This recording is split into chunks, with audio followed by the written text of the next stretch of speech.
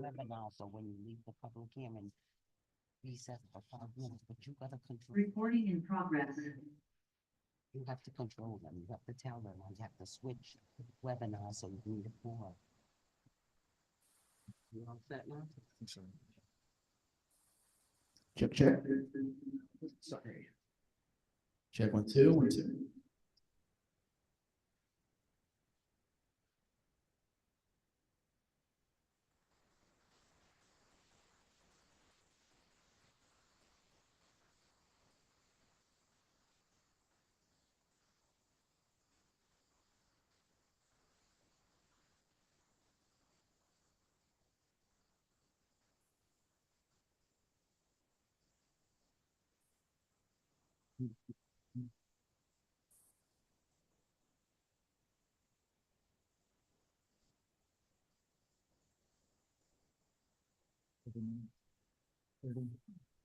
Yeah.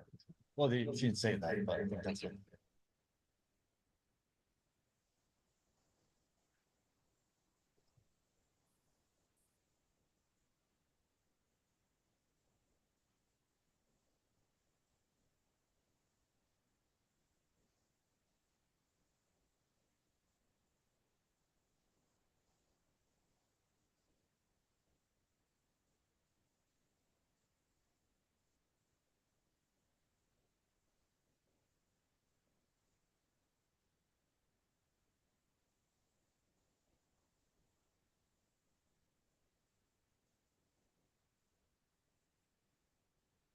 Better. The mics.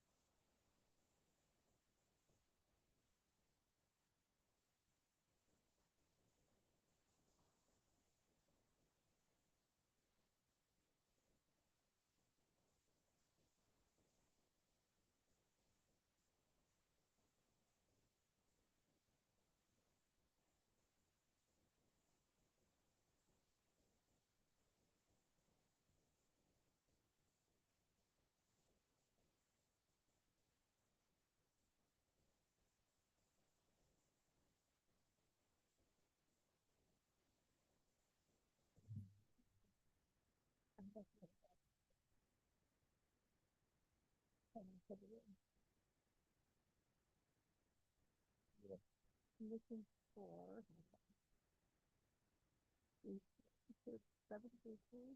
That's me. Okay. I am worried.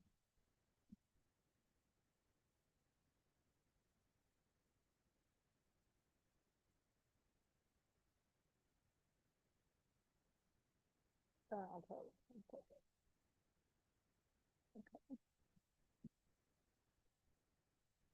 And then the one is. Oh, Let me do that. Okay. Let's do that. Okay. After that. What number is that?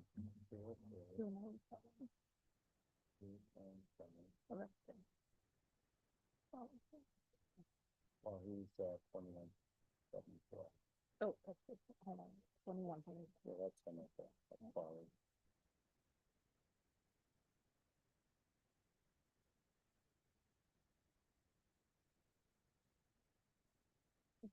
And then, Number I think it's 2, 3. 6.9. 184.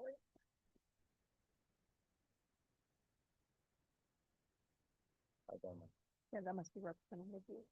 Oh, What is number that? wow. It's gotta be representative.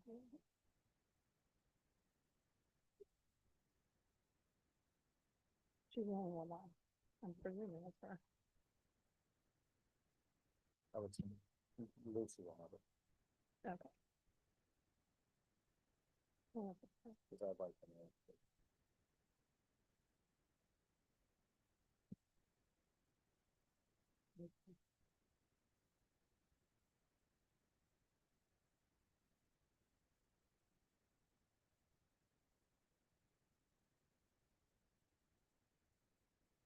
There's only 6.9 left.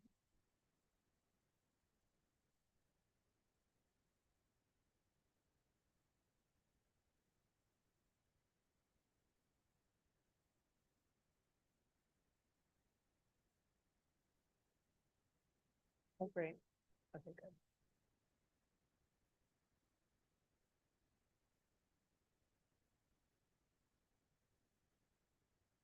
But I remember.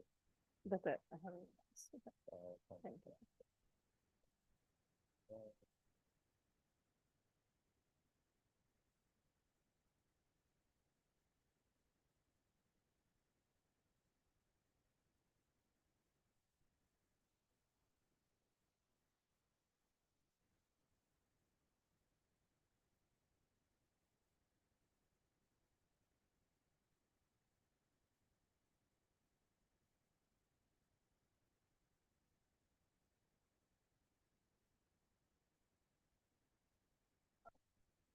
I read all this shit before I found out. I think it's At better. the time, I respond to what they're saying, to try to get back to say what.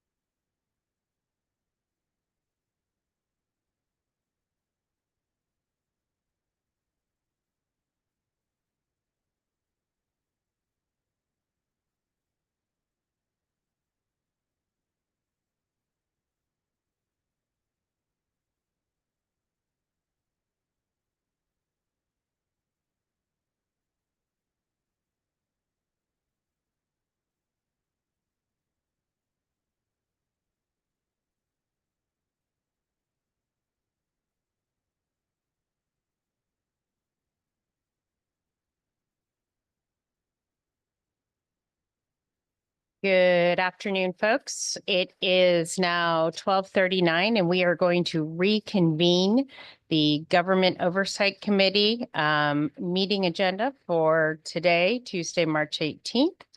I'm going to offer my co-chair any opening remarks. No, thank you. I'm good. Senator Sampson, any opening remarks? Thank you very much, Madam Chairman. I just want to state for the record that you may see some members come in and out of the meeting room because there are some other committees going on. I serve on the Labor Committee as well, and that's going on parallel to this meeting. And I have a desire to debate on a number of the bills, so hopefully I'll be able to still get my chance. And that's all. Thank you very much, Madam Chairman. That's a good reminder. I know I have 3 meetings going on currently, and so, but I'm here with you all right now. My ranking member, Representative Carney, any opening remarks? Nothing really. Just looking forward to the committee meeting and getting some of these bills out. So Wonderful. And I just do want to say I've been happy so far with my ranking and the communication. I think we've done some really good bipartisan work this session. So hopefully this meeting illustrates that. Moving on to bills for final action.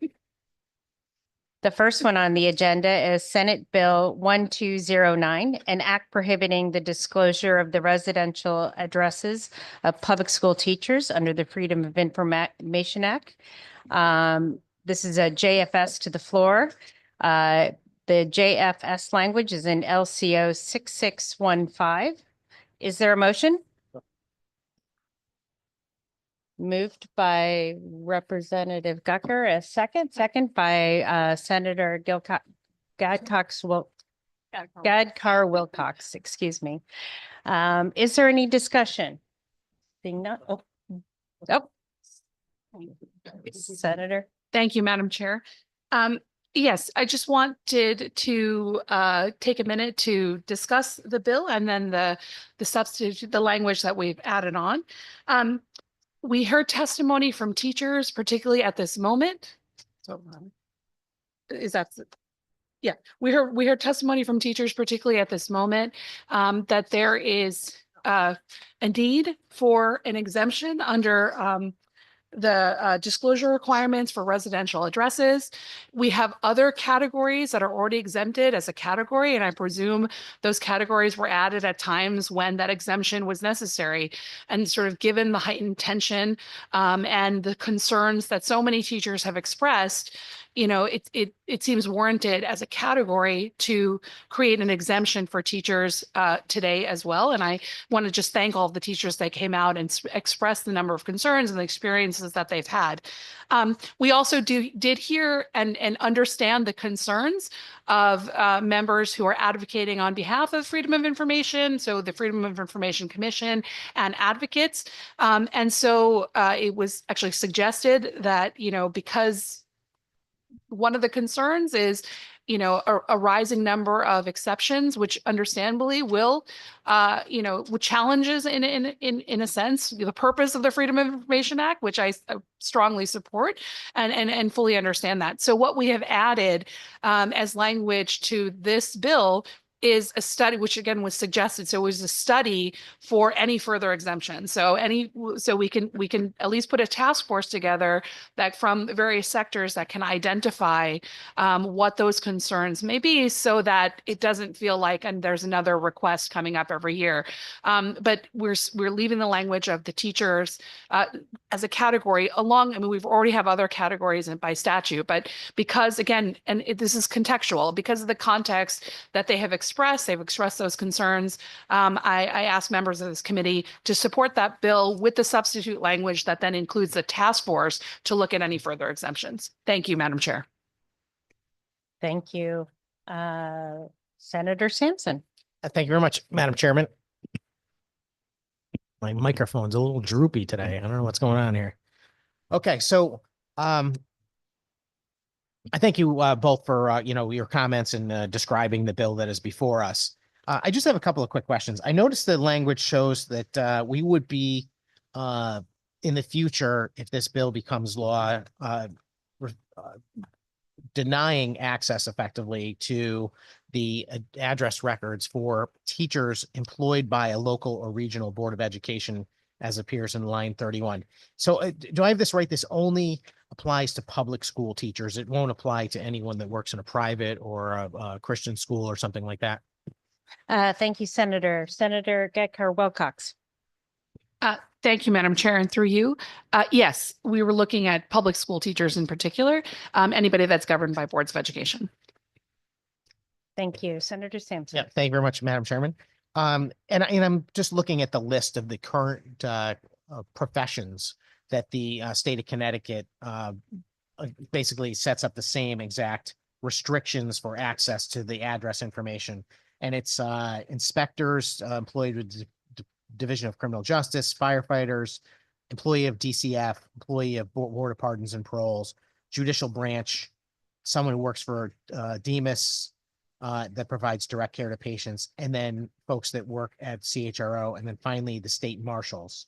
And it seems to me that all of those folks fall into, categories that are related to either first responders or folks that may come in contact with people that may have unhappy experiences, frankly, with decisions that are made by administrative agencies. CHRO, for example, may find against someone, or DCF might, insert themselves in a family situation that someone might be unhappy with. So I can understand the desire to maybe protect those types of people.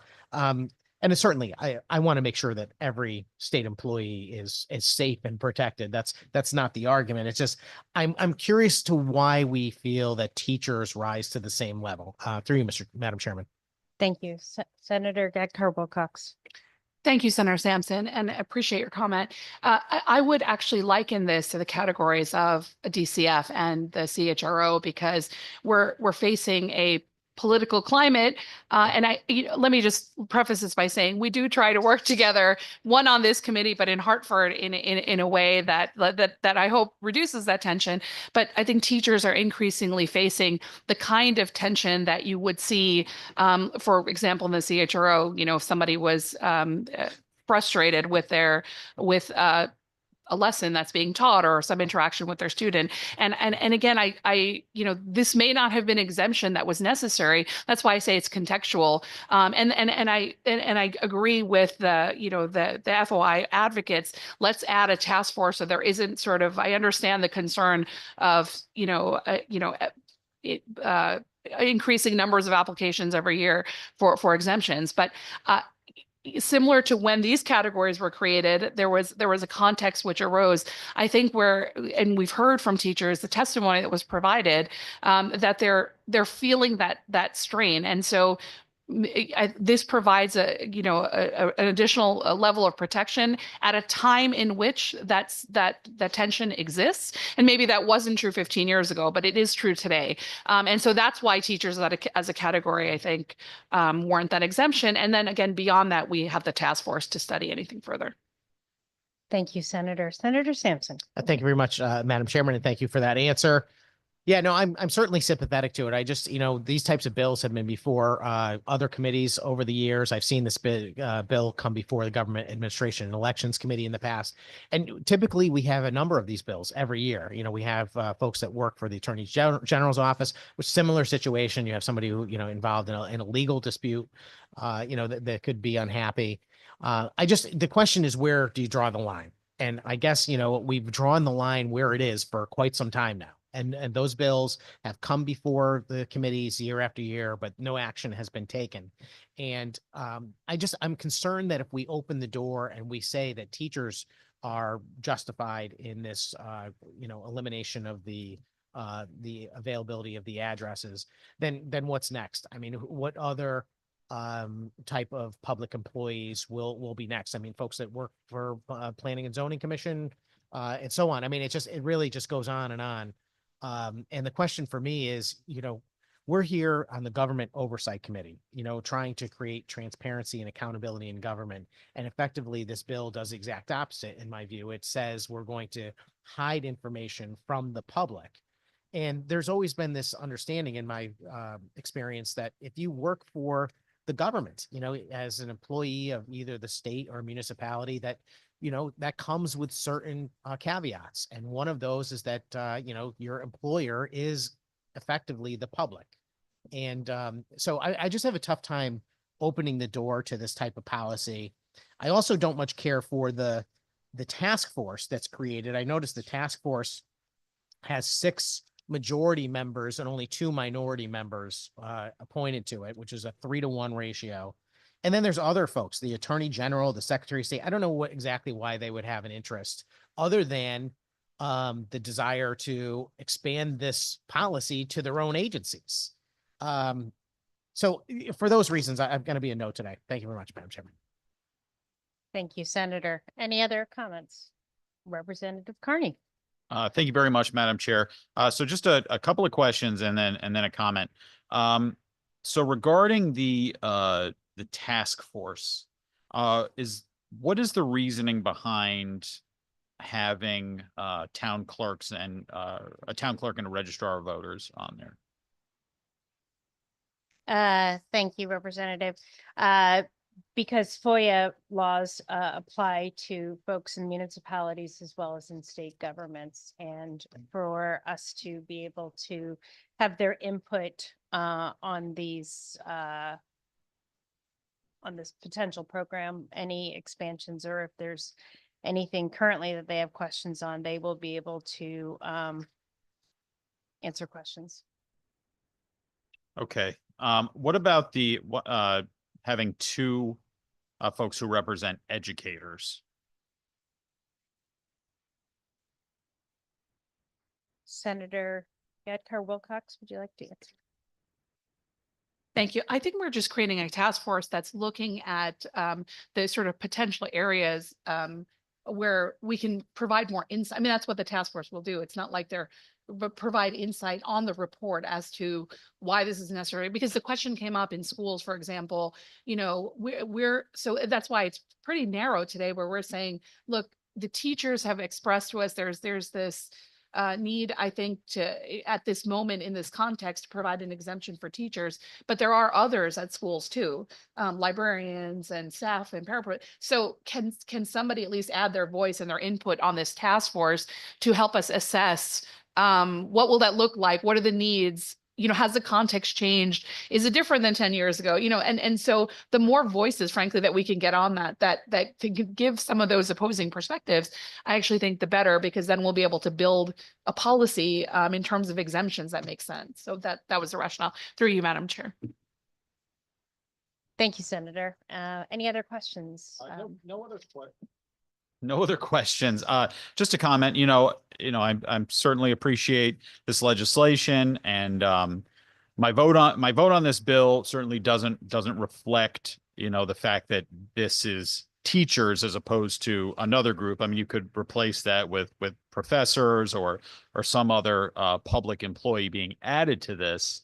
So I do have concerns about expanding it, because I know, we could start with teachers and it's going to professors, superintendents, principals, and continue on down the road, which certainly concerns me.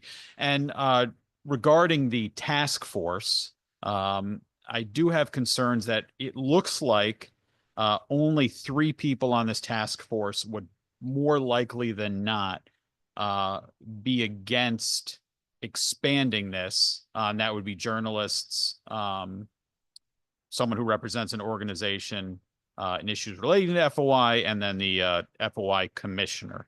And it's possible other people on this task force might, but those are the only 3 on here that really stick out to me as being those who might be on the opposite side of this issue.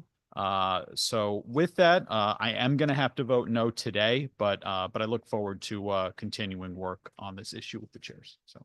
Thank you very much. I just to put my own 2 cents in, I do think that anything that this task force does come up with, we have an opportunity to take a look at that and evaluate it in another session and open it up to public opinion through a public hearing if we decide to move forward with anything. I do think, we haven't had an opportunity to really kind of dig down and update some of these, what's happening under Hoy, and it's a good opportunity to get folks around a table in a public setting to be able to discuss this more. Is there any other questions? Oh, Representative Gucker. Thank you, Madam Chair. Not so much a question, but more of a statement. I know this is a work in progress, like everything that we do here, and I look forward to finding out what the findings of this force will be. But we did hear through public testimony what is actually happening in the school systems and what the teachers are going through. And, you know, though this bill and other things like this have come forward in the past, times they are changing, as the old saying goes. And as technology moves on, more teachers are finding themselves in the limelight more than I think they would like to be. And I think this may be a good step of going forward. We heard testimony that if we do grant this provision to the teachers, yes, their information is still out there, but it would maybe cut down on some of the, I don't want to say harassment, but maybe some of the accessibility where people really want to go look forward and find teachers or find others' addresses. They can do that through other means. This would kind of really weed down some of the concerns that we heard from the teachers. And I think it's a good starting point. I look forward to seeing what this task force would bring forward. And I will be supporting it on those needs. Thank you. Thank you, Representative. Senator Chicarella. Thank you, Madam Chair. I do have a couple of quick questions. I am sensitive to what our teachers are dealing with. The job has changed in the last 20 years, whether it's technology, whether it's the amount of paperwork and additional administrative work they have to do. I hear from my teachers all the time how the job is changing and it's getting more and more challenging. And I'm sensitive to that, and I want to be able to advocate for them. But I have a couple of questions. So one of the questions I was going to ask, and the good representative started to talk about some of the stuff that was heard in the public hearing. And I was in and out, but I was reading the public testimony, and there wasn't teachers. It seemed to be that there was teacher associations or representatives of teachers, and it didn't really specify any specific examples of what has happened or what is happening. So through you, Madam Chair, if you could answer, or if someone could answer that question. Thank you, Senator. Senator Gadkar Wilcox, would you like to Yes, about that? thank you, Senator Chicarella. And I think I would say that the teachers associations are representing collectively the experience of the teachers, Senator Chicarella. But I think what they were expressing is a concern of increasingly disgruntled parents that have been coming in and making an increasing number of FOIA requests. And I think that's where,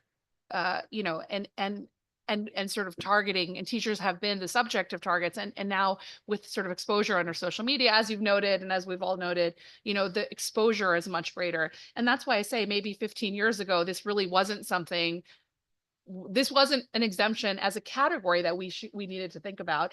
And that's why I do like the idea of adding that task force to say, from different perspectives, can we think about like what contexts have changed where we may need to think about as a category, whether this is necessary. But I mean, I say this is sort of akin to even the CHRO and DCF, where you're worried about sort of the response to then unlimited requests and that's where your address and people sort of following through on where you live, and because your social media posts have been out there, teachers have already been censored. Teachers have already, most of them have sort of agreed, instead of, and I would say as a constitutional scholar, I'm very concerned about what's happening when teachers are commenting about things that are constitutionally protected, and the resolution then is for them to just resign. And I'd like to look into that more. So I'm concerned about teachers in this context, that they're making social media posts, and that's resulting in a lot of times they're having to leave the school, even though a lot of that speech is, in my opinion, constitutionally protected. So there are other areas too, I think, where we're seeing a rise in teacher vulnerability. And that's why we, picked up on this piece. And again, that has to do with the relationship that's changing, I think, between parents who are accessing this kind of information.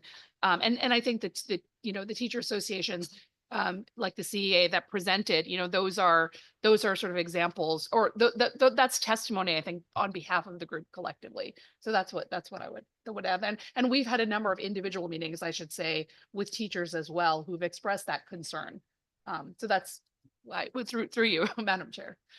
Thank you, Senator. Senator Chicarella. Thank you. And I know you covered a lot there, but you're talking about social media.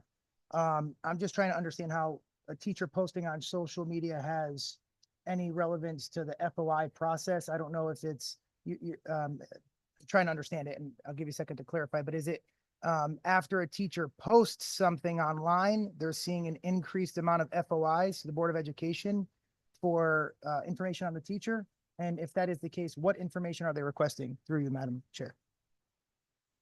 Senator Gatker Wilcox. Thank you, Madam Chair. And no, I'm saying that the context has changed, so the visibility is greater. And so, no, I don't mean to connect the two with FOI. I'm just saying I have a separate concern about constitutional issues in terms of speech, and how that, and also the resolution of those conflicts there. But I don't mean to sort of conflate the two here. I'm just trying to explain the context has changed for teachers, and that's giving them even more visibility, where when those things are going up on social media sites, now every parent is talking about it, and then that post is now being shared widely. So something before that would have been sort of a comment in a conversation would have been overheard by a few people and maybe shared with a few more. Now it's like blasting to the entire district because of social. Now that has nothing to do with but I'm saying that's an increased kind of visibility, and with the increasing tension that sort of is also there with teachers, that's the increasing vulnerability. So I'm just building out the context for why I think it makes sense to me that teachers are saying we're facing a different circumstance now than we were 15 years ago. And I see that in other ways too. That's what that was the reference there. And so it's that vulnerability. And again, understanding, and I think really sort of, I appreciate the advocacy from the advocates for the Freedom of Information Commission, and then our Freedom of Information advocates to say, that's why the task force for everything else. I just think the vulnerability for the teachers, I see it as something that's unique, and it's tangible right now, given how this context has changed, and that social media visibility is part of that context changing for teachers and increasing the vulnerability. But again, like we said, if there are going to be future requests, I'd like to see a task force sort of tell us, and that this way that makes it a narrow exemption for what I think is appropriately warranted based on context. So it's still in line with, just like the other categories that were created. So it still stays in line with the purposes of FOIA, which are important to me as well, to transparency and accountability. I think for all of us on this committee, that's why we're on the committee. But where warranted, just like the other categories, can we create an exemption? So that, through you, Madam Chair. Thank you, Senator. Got it. Senator Chicarella. Thank you, Madam Chair, and thank you for answering the question. So my understanding, though, this task force is a secondary, right? It's gonna already exclude teachers from FOI, and then there's a task force. So the task force isn't going to understand what the issue is with the teachers. They're already going to be getting the exemption. Is that correct through you, Madam Chair?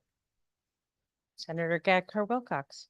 Yes, Senator Chicarella, that is correct. Okay. Because, and again, that's to address a concern that I think is very valid and has been presented to us, that, this warrants an exception, but recognizing that we don't want to, and as Senator Sampson said, are we opening the door to how many other exceptions? Okay, so let's take a look at that.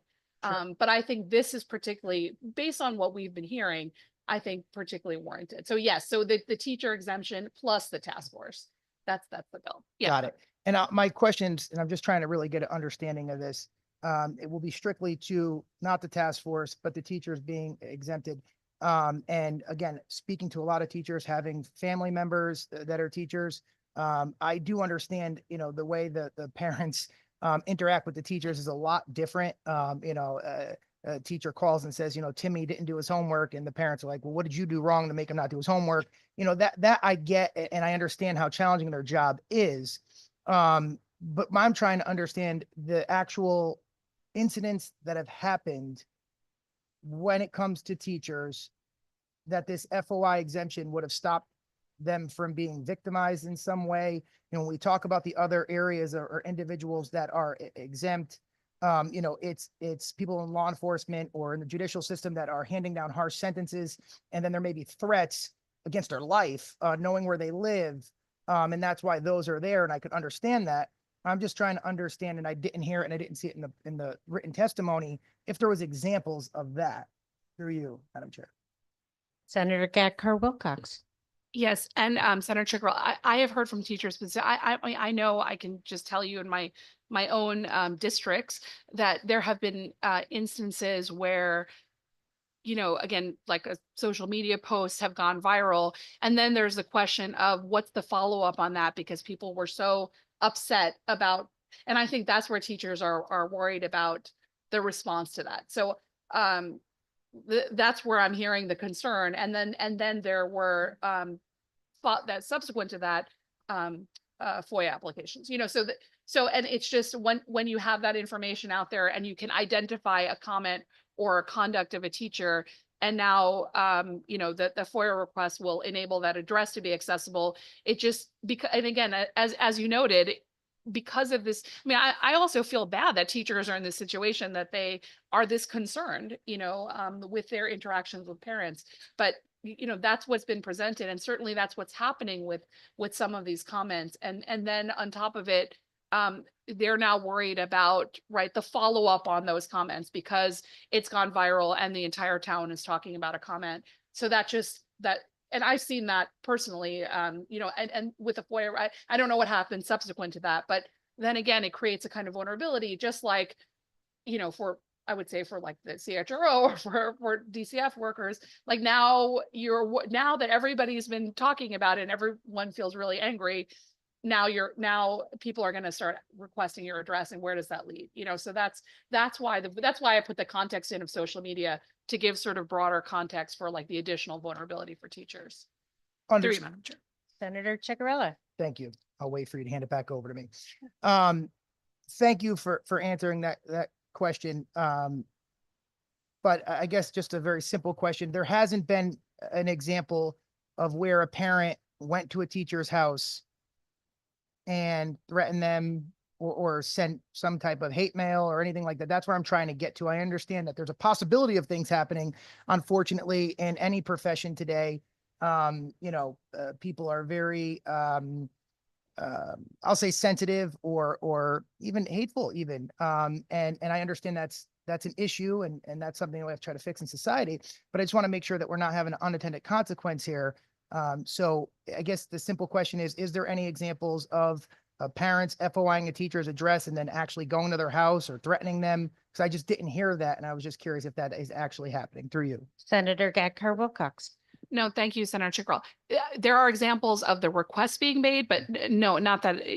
But again, I think the potential, given how many teachers are alarmed by it, that is its own concern for me, and I'll speak. But there have been FOI requests, but yeah, to the second point of whether there's been a follow-up on that, not that I know of for sure. Senator Ciccarella. Thank you. And I'm just trying to understand why there was FOI requests. You know, and I'm just maybe thinking of examples. Maybe a teacher says they live in district, but they don't, or something along those lines. That's not a form of a physical threat of violence or harassment. It's just to gather the information. And that's where I'm trying to weigh the risk versus the reward here with this piece of legislation before us. I'm trying to see if there's a reason to do it, and I'm not seeing it. And part of my concern is, you know, information that would be FOI'd is more than just an address, correct? So I guess my question will be, and I'll ask the question in a clearer way.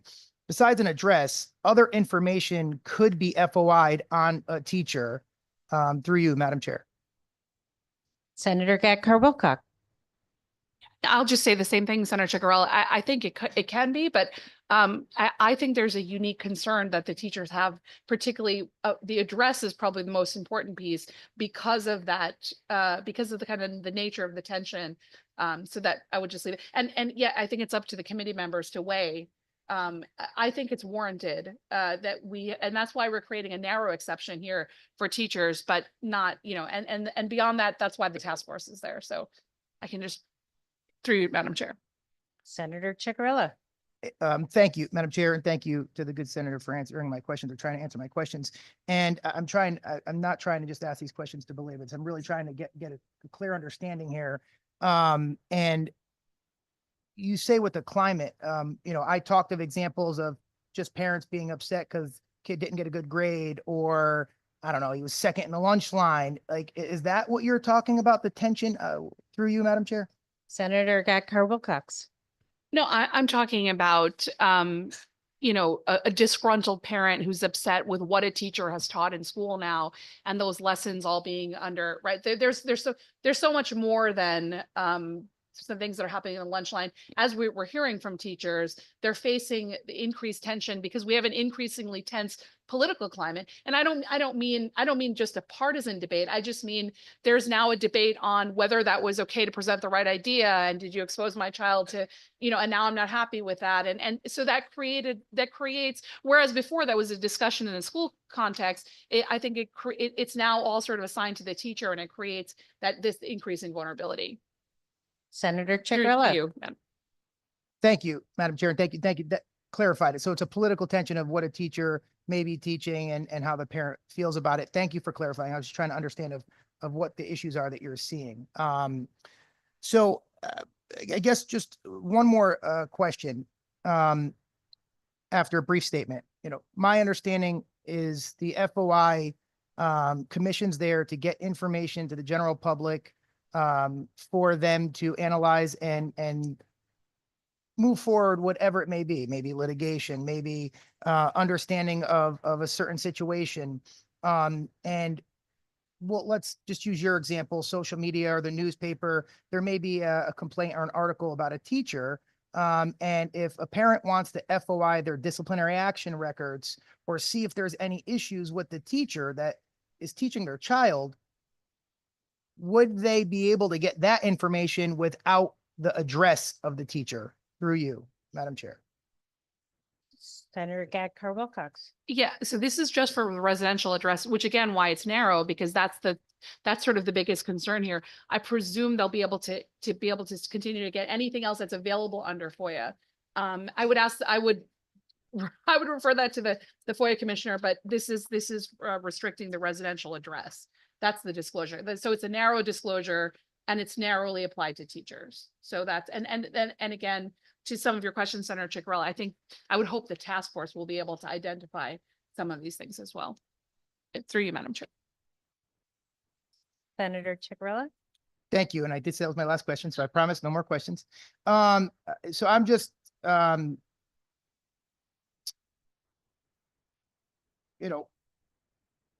at a bit of a loss here. I want to advocate for the teachers. I'm just, in this process, we're trying to understand if it is A, needed, B, if it is the right thing to do. And looking at this, it basically is, from how I see it, it's all of the information about a teacher. They'll be exempt from FOI. And I'm trying to see where it says specifically just their home address. Maybe this will flush out a little further as we move along. I know that, things are still changing and moving, but at this time, I'm going to be voting no to flag it. Thank you, Madam Chair. Thank you very much, Senator. Any other questions or comments? With that, can the clerk take the roll, please? A motion has been made and seconded to JFS to the floor, Senate Bill 1209, LCO 6615, an act prohibiting the disclosure of the residential address of public school teachers under the Freedom of Information Act. Senator Gatcard Wilcox. Yes. Representative Dathan. Yes. Senator Sampson. Representative Carney. Representative Carney votes no. Senator McCrory. Representative Gucker. Yes. Senator Chicarella. Senator Chicarella votes no. Senator Lopes. Senator Lopes votes yes. Representative McGee. McGee is yes. Representative Santos, Santos votes yes. Senator Slapp, Representative Vale. That's it, Madam Chair. Thank you very much. We will hold the votes open, and we will determine the time, towards the end of the meeting.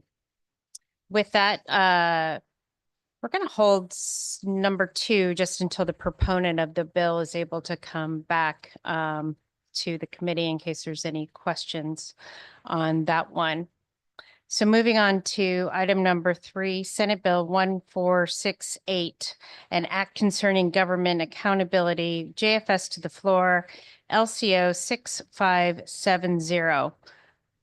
Is there a motion? Second. Moved by Representative Gucker, second by Senator Gadkar Wilcox. Is there any discussion? Representative Carney. Thank you very much, Madam Chair. And I certainly appreciate working with you on section 1 of the legislation and for getting that into a bill that will pass out of the committee. I guess my question is there a reason that section 1 is in the same legislation as sections 2 through 5, considering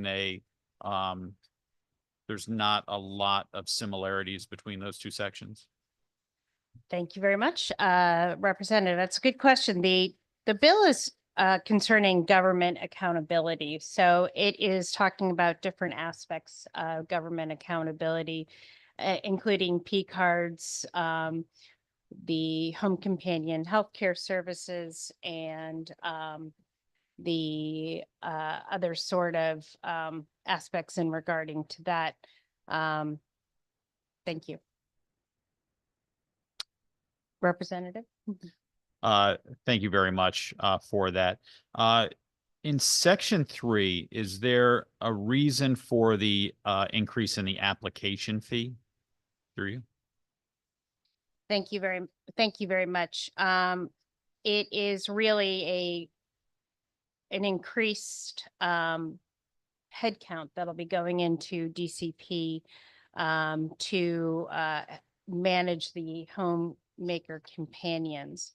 This is really a consumer protection aspect. Okay.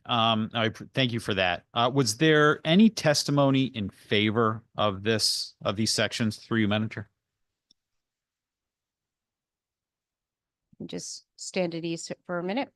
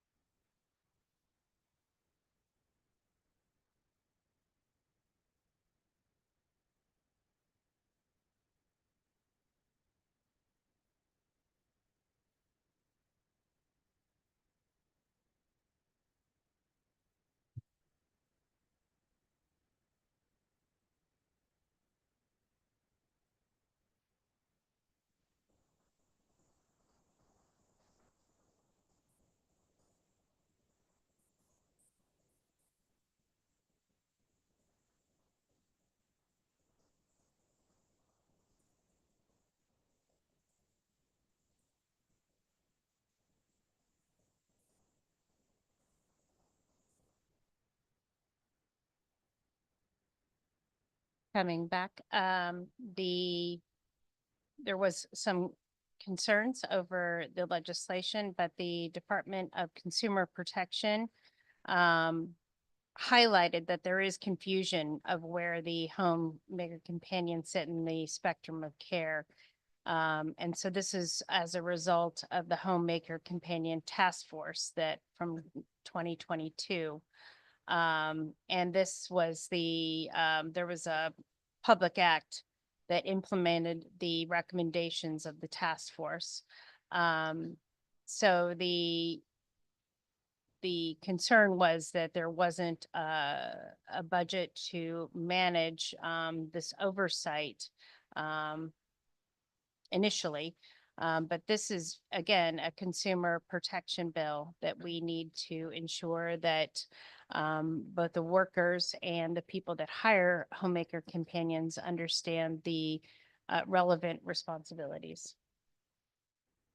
All right, thank you very much, Madam Chair, for that. I know there is some opposition to including these sections with the other part of the bill from my caucus and the Senate Republican caucus. So hopefully we can work some of that out as this legislation moves forward and we continue the discussions on these issues. Because I am so supportive of section 1 and appreciative that we are able to move that forward, even though I do have some reservations about sections 2 through 5. And like I said, some members on this side will be voting no. I am going to vote yes today to get this out of committee. So thank you very much, Madam Chair. Wonderful. It's been good working with you on this, Representative. Any other questions?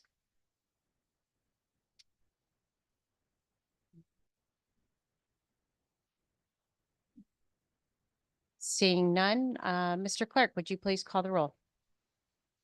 Motion has been made and seconded to JFS to the floor, Senate Bill 1468, LCO number 6570, an act concerning government accountability.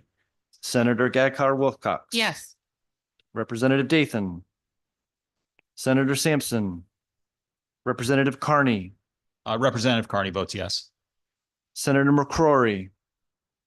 Representative Gucker. Senator Ciccarella. I'm voting no to flag. Senator Lopes. Senator Lopes votes yes. Representative McGee. McGee is yes. Representative Santos. Santos votes yes. Senator Slapp. Representative Vale. No. That's it, Madam Chair. Thank you. As a reminder, the votes will be held open. Moving on to item number 4, House Bill 7184, an act concerning government oversight with the JFS to the floor with LCO 6557. Is there a motion? So Moved by Representative Gucker, second by Senator Gadkar Wilcox. Is there any discussion? Representative Carney. Thank you very much, Madam Chair. So I just wanted to highlight the section on PRI. You know, we're very much looking forward to seeing if we can take a lot of, or basically all of what that committee's responsibilities are and kind of merge it with the Government Oversight Committee. I think that would make a lot of sense. So with that, you know, I will be voting yes on this bill, and I guess I would make a motion that we start a consent calendar. Is there any objection? Seeing none, we will add House Bill 7184 LCO 6557 to consent calendar 1.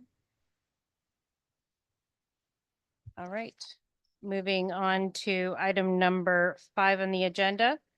House Bill 6487, an act requiring the auditors of public accounts and Office of Policy and Management to review the cost of providing certain public and private services to individuals with intellectual disabilities with a straight JF to the floor. Is there a motion? Moved by Representative Gucker, second by Senator Gadkar Wilcox. Is there any discussion? Senator Ciccarella. Thank you, Madam Chair.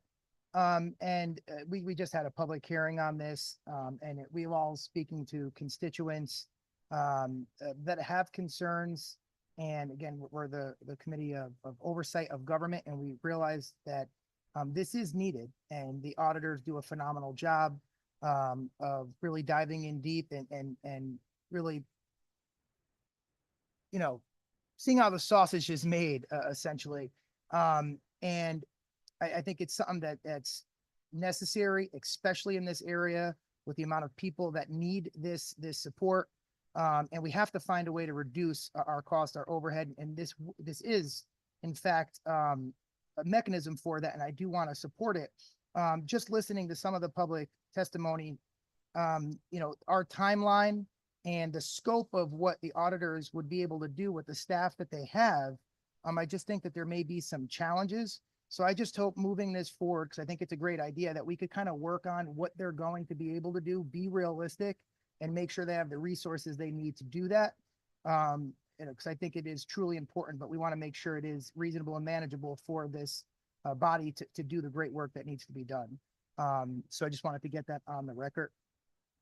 Thank you, Senator. I know that was one of the comments that was made today. And I hope that we can continue having these discussions with the auditors of public accounts to see how we can leverage some of the work that they already do to ensure that this is a seamless exercise and not pay a third party to do such a study. I do think that they do a lot of these procedures that we're talking about as part of their normal audit procedures. Is there any other discussion? Representative Carney.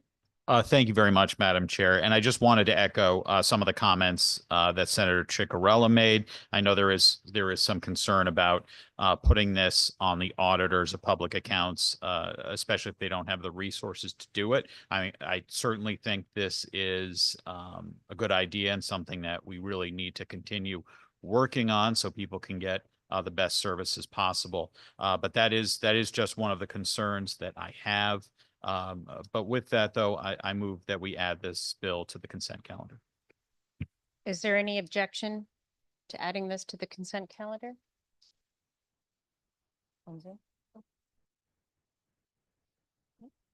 Seeing none, Mr. Clerk, if you could add HB 6487 to consent calendar 1. Moving on to item number 6 on the agenda, House Bill 7091, an act concerning audits of the energy assessment program for residential homeowners with JFS to the floor on LCO 6619. Is there a motion? Moved by Representative Gucker, second by Senator Gadkar Wilcox. Is there any discussion? Representative Carney. Thank you very much, Madam Chair. Very supportive of this legislation. So with that, I move that we add this to the consent calendar. Thank you very much, Representative. Mr. Clerk, if you could add that to consent, House Bill 7091 to consent calendar 1. Number 7 on the agenda, an act requiring a review of the cost of special education services provided by private providers with a JFS to the floor on LCO 6556. Is there a motion? Moved and second by Representative Gucker, second by Senator Gadkar Wilcox. Is there any discussion? Representative Carney. Oh, sorry. I just wanted to give some, thank you. Just wanted to give some context for this bill. We have we have established our special education committee for the first time, and we're looking into measures that will make special education sustainable going forward. This bill is really looking at oversight on how we got to where we are. So some oversight on the costs for providers, how rates were set, how placements got approved, and things like that. So looking backwards to understand, what oversight was involved and a report on that, and then the committee will pick up by looking forward. I just wanted to give context for that. Thank you, Madam. Thank you, Senator. Representative Carney. All right. Thank you very much, Madam Chair. And I'm very appreciative of all the work that's being done on this area, particularly by Senator Gadkar Wilcox and her role on the Special Education Committee. So with that, I move that we add this to the consent calendar. Thank you, Representative. Mr. Clerk, if you could add SB 1467 to consent calendar 1. Moving on to item number 8. House Bill 7183, an act concerning the regulation of long-term care insurance and reports concerning such insurance, JFS to the floor with LCO 6653. Is there a motion? Second. Moved by Representative Gucker, second by Senator Gadkar Wilcox. Is there any discussion? Representative Vale. Thank you, Madam Chair. Again, I certainly appreciate us taking a look at this problem. I think it's an insurance issue, certainly. I know that when I used to be on the insurance committee years ago, we heard some testimony about this, and then I got to sit through it in two committees this year, Human Services and this committee. I think it's a major issue. I'm not sure that this is going to solve the problem, but it's a step in the right direction. I think we need to get the insurance companies to the table and try to figure out these rates are becoming absurd where people can't even afford them, and they took the time or took the initiative to actually purchase these policies, which most people don't. So there's definitely a problem there, and think this will, help address that problem. I still think we have a lot of work to do. So I just want to give my 2 cents on that. Thank you. Thank you, Representative. With your background in insurance, that is helpful to hear. Is there any other discussion? Oh, Senator Chicarella. Thank you, Madam Chair. And just a couple of quick questions. As I was looking at this, I was trying to understand exactly what we're trying to do. And I understand the specific type of insurance is this long-term care. And I'm sure just like every other insurance, there's multiple different options. All right. There's, ones that are fixed. So for example, with life insurance, and excuse me, maybe Representative Vale could correct me, but there's insurance where it's term. There's insurance where it's whole life and it's a fixed amount each month. There's certain insurances where it's a 10-year payout. And I'm just trying to wrap my head around this because I understand that the price of insurance is just insane. God bless you. I understand that I hear from my constituents constantly, they don't have a claim on their homeowners. They don't have a claim on their automobile insurance. It goes up 30% and it's a huge problem. We have to try to wrap our heads around this. But through you, Madam Chair, would you know if those terms are already predetermined in the contract? So if are we trying to stop someone from basically violating a contract where an individual signed up for this insurance and they were told you're going to pay X amount for X amount of time, they agree to do that, and then it starts going up? Or is this something that is just part of the deal they made, that it fluctuates based on, inflation or the cost of doing business? That's really what I'm trying to get to the bottom of through you, Madam Chair. Thank you very much for that question. Just for the avoidance of doubt, this is not life insurance or homeowners insurance. This is only talking about long-term care insurance. And where there are contractual arrangements that there are increases in these long-term care insurance, just like any other insurance, if you decide not to adhere to the terms and conditions of the plan, and you decide not to carry on with the plan, you don't have to stay in the plan. But they are subject in many cases to the rate increases imposed by the insurance company. And this bill looks to offer transparency for our constituents to ensure that we have public hearings if there are rate increases that are in excess of 10%. And we want to make sure that our folks know that they can tune in and hear about the reasoning behind the increases.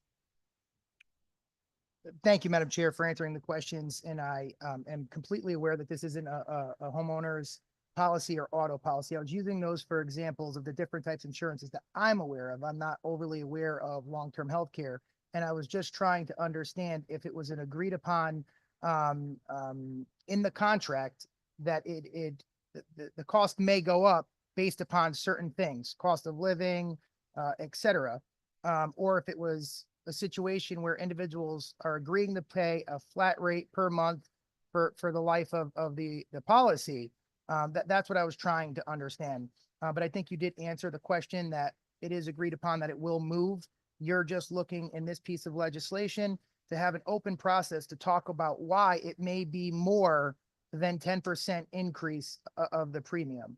Is that a fair assessment through you? Yes. And one more question. If in the event the insurance companies do make a valid argument of why it's more than 10%, would this stop them from raising it over the 10% through you, Madam Chair? No. All right. Thank you very much for helping me understand this a little bit better. Great. Any other questions? Representative Carney. Thank you very much, Madam Chair. No questions. I know there is some opposition on this side regarding this legislation. It's something I'd like to look into further, and I certainly appreciate the comments of my colleague Representative Vale and some of the things he brought up. So while I may change my mind in the future, today I'll be voting yes. So thank you very much, Madam Chair. Great. And I hope that we can work together if there are things that we need to make this bill better for our constituents. With that, there are no other questions. Wonderful. Mr. Clerk, Representative Carney, should I add this to the consent or no? Okay, great. Just wanted to clarify. Mr. Clerk, if you could please call the roll. A motion has been made and seconded to JFS to the floor. House Bill 7183, LCO 6653, an act concerning the regulation of long-term care insurance and reports concerning such insurance. Senator Gadkar Wilcox. Yes. Representative Dathan. Yes. Senator Sampson. Representative Carney. Carney votes yes. Senator McCrory. Representative Gucker. Senator Ciccarella.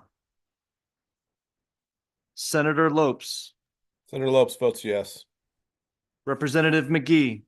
McGee is yes. Representative Santos. Santos votes yes. Senator Slapp. Representative Vale. Yes. Thank you, Madam Chair. Thank you very much. Moving on to item number 9, House Bill 7186, an act requiring a report concerning the use of body scanning machines and strip and cavity searches in correctional facility with a JFS to the floor with LCO 6675. Is there a motion? So moved. Second. What is it? You switched. Okay. Moved by Senator Gadkar Wilcox and second by Representative Gucker. Is there any discussion?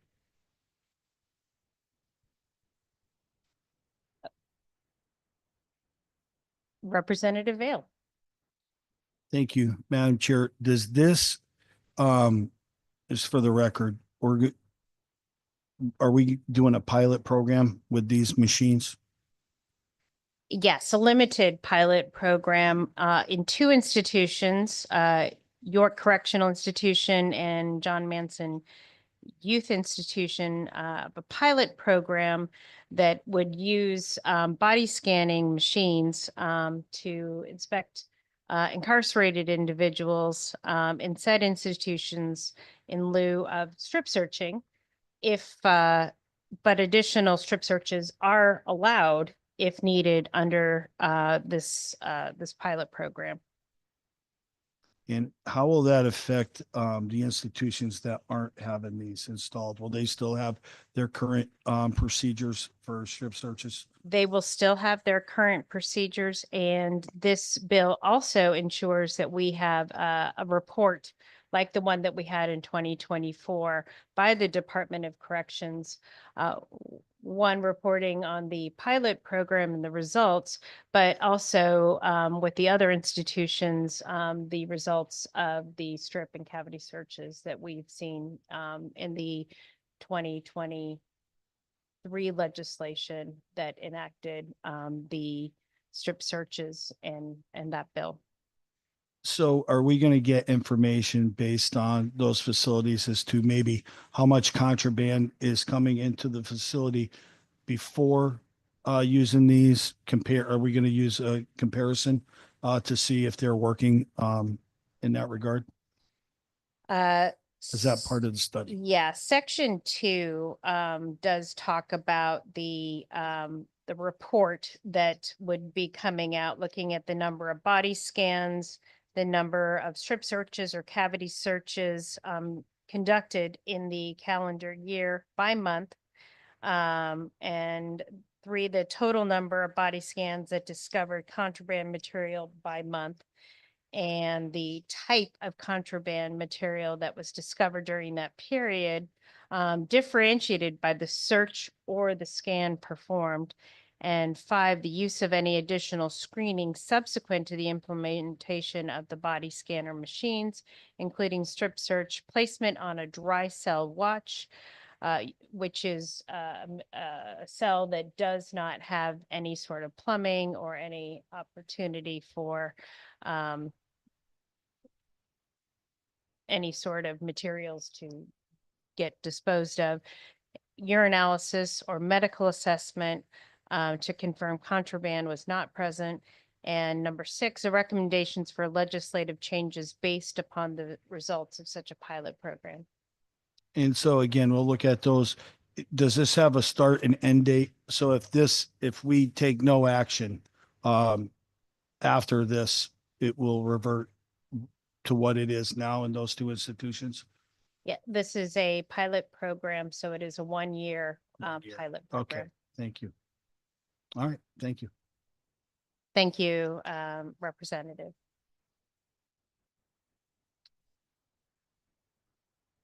Then Representative Carney. Okay.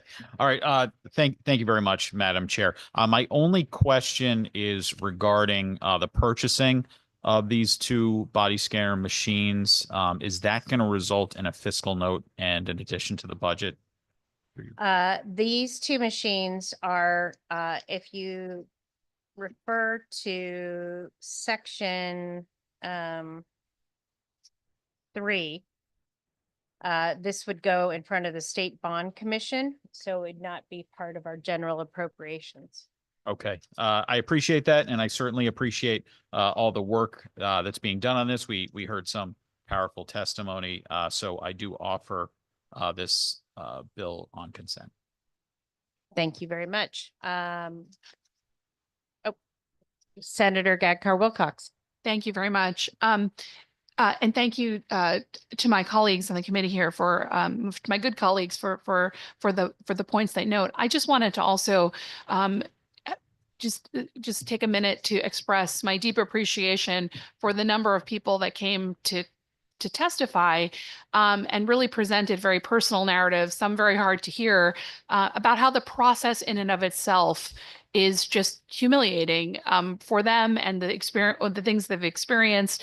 And this really provides us an opportunity to get to the same end, which is to provide the security measure avoiding that process. And so I'm so glad that we already had a study where we looked into the searches as they're being done in Connecticut today, but now we're moving forward with looking for alternatives and to see how those alternatives work, because it was hard, in fact, to hear some of the testimony. I just wanted to acknowledge how much and note my appreciation for how difficult that must have been for people to come, especially with their personal narratives, and to really highlight a problem that we now have an opportunity to move on. So I'm so appreciative to the work of the committee for moving this forward. And I look forward to seeing what the results of the pilot program and the report subsequent to that pilot program will provide. Thank you, Madam Chair. Thank you very much. Senator Chicarella. Thank you, Madam Chair. I also think it's a great pilot program. As you said, there was individuals that testified about their experiences and how, terrible it was for them to go through that. But on the other side, as a former corrections officer, it's not a pleasant thing for the officers to have to do that either. So I'm sure everybody would like to find a way to get these in the facility make sure we're ensuring security and safety for not only the inmates, but you know, the professionals that are in the building. So just wanted to get that on record that I'm sure the officers would also like to do that because I know firsthand it's not something that they want to do. Thank you very much. And that was actually one of the findings that we saw in one of the reports that was done by the state of Washington, who did a similar pilot program. Representative Gucker. Thank you, Madam Chair. And a lot of what I was going to say has already been said, but you're absolutely right. With the testimony that we had, it was very moving and it was very tough. And it was not only tough for those who bravely came and spoke of their experiences, but also for us listening to it. And I think that was really what needs to be done in this case to really bring that forward. But also, as the good senator said, our corrections officers also suffer some trauma from this, and they also suffer some post-traumatic, and it's not enjoyable on either side. And it's sometimes a tough part of the job. And anything that we can do to minimize that kind of trauma, not only for the inmates, but also for those doing their daily job of keeping those inmates not only safe, but keeping the public safe. I think it's a good move. I look forward to seeing what the results of this study brings. And I hope that we can further expand this to the rest of our correctional facilities here in Connecticut. Thank you, Madam Chair. Thank you, Representative. Seeing no objection, Mr. Clerk, if you can add House Bill 7186 to consent calendar 1.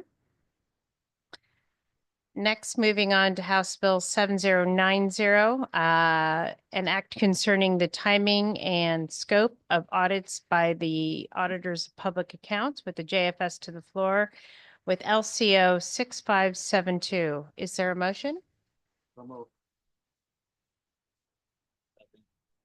Moved by Representative Gucker and second by Representative Carney. Is there any discussion?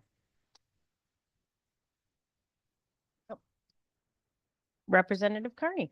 Thank you very much for that, Madam Chair. No real discussion on this. I just make a motion that we add this to the consent calendar.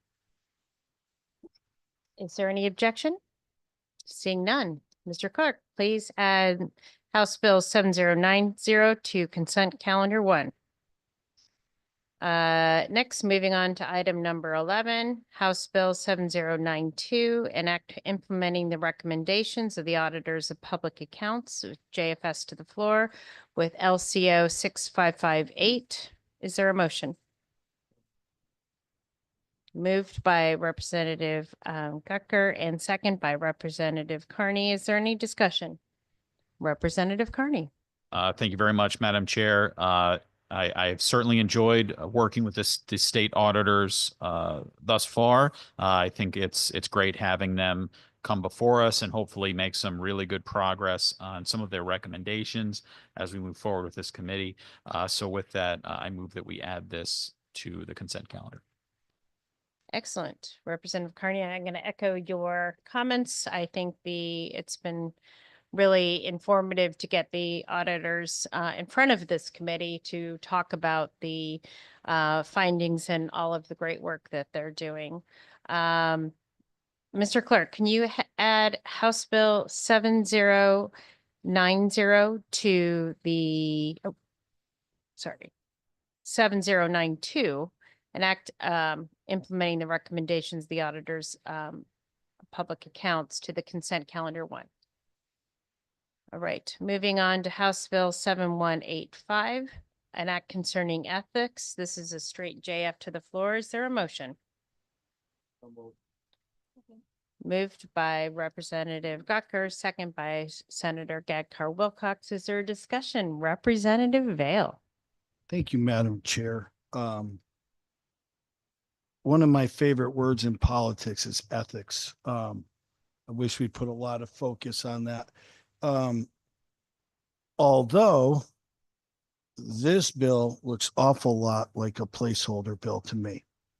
A very generic title, and looking at the language, it's just a language to study ethics. And that's usually the MO for a placeholder bill, or whatever you would want to call it. Is that what this bill does? This bill does talk about ethics, and that is our, we want to learn a little bit more about what the Office of State Ethics is doing. And would like to investigate that as part of our oversight committee. But saying that, there is always the opportunity for, if things have had a public hearing in this committee, we could, expand, or if something like we could add to this if we need to. Is that the intention though? Just for clarity. It's the language is really not precise. So, I'll just assume that it's a vehicle, for other stuff that may hit a roadblock. And certainly hope that we wouldn't put anything on here that did not receive a public hearing. So, I'm going to vote no on this one. Thank you, Representative. Any other comments? On Zoom, is there any comments?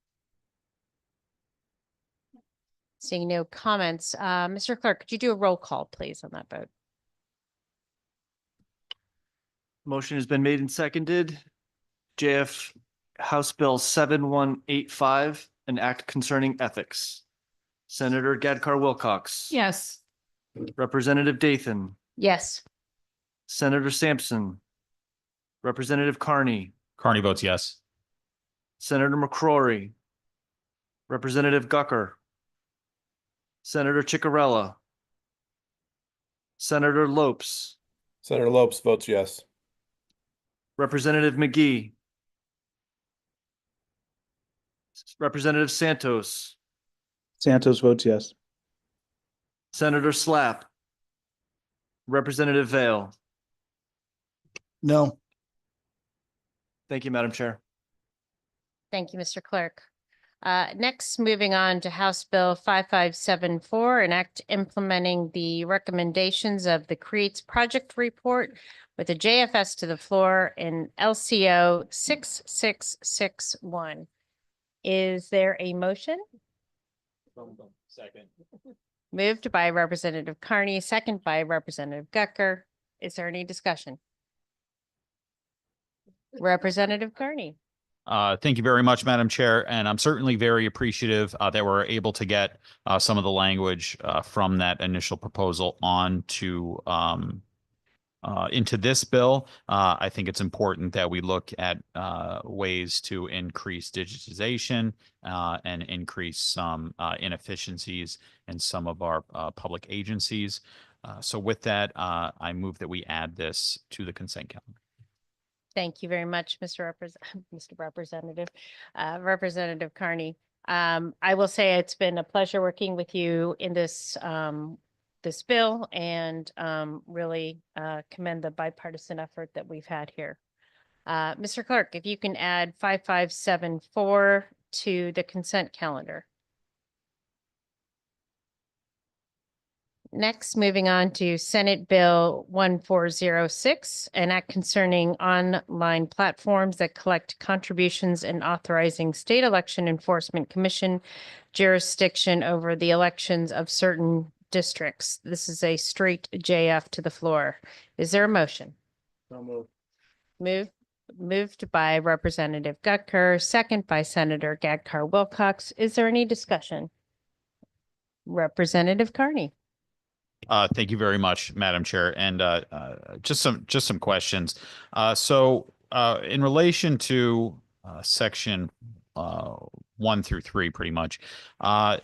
So would this allow for platforms where if I donate to a candidate, there will be recommendations for donations to other candidates after I make my donation through you?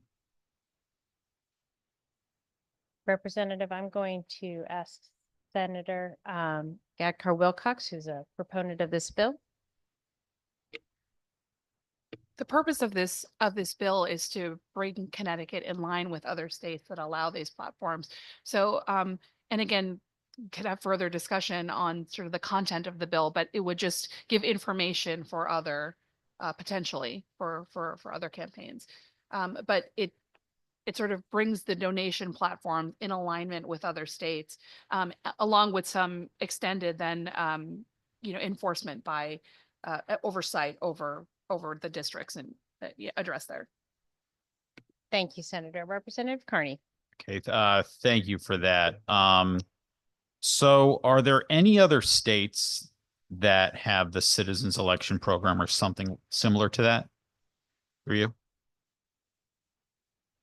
Senator Gatker Wilcox. Yeah, thank you for that. I believe that there are, Representative Carney, but I'll have to look into they don't structurally look exactly the way they look in Connecticut.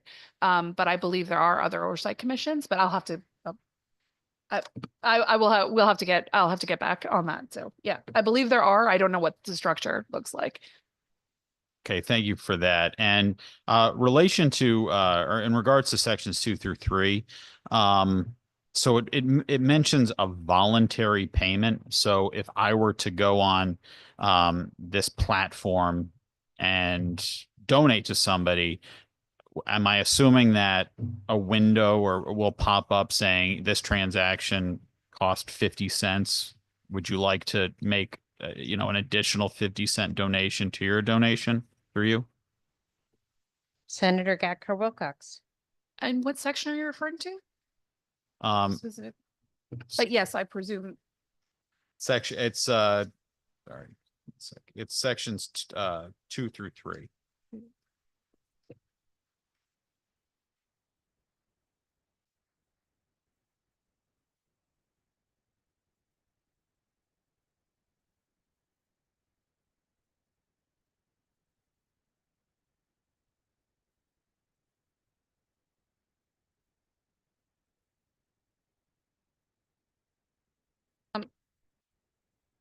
I'm just looking at what section, but yes, I mean, again, for transparency, I think that would be, if there's a contribution in the platform, that would be information available to the person that would be contributing, for sure. Representative Carney.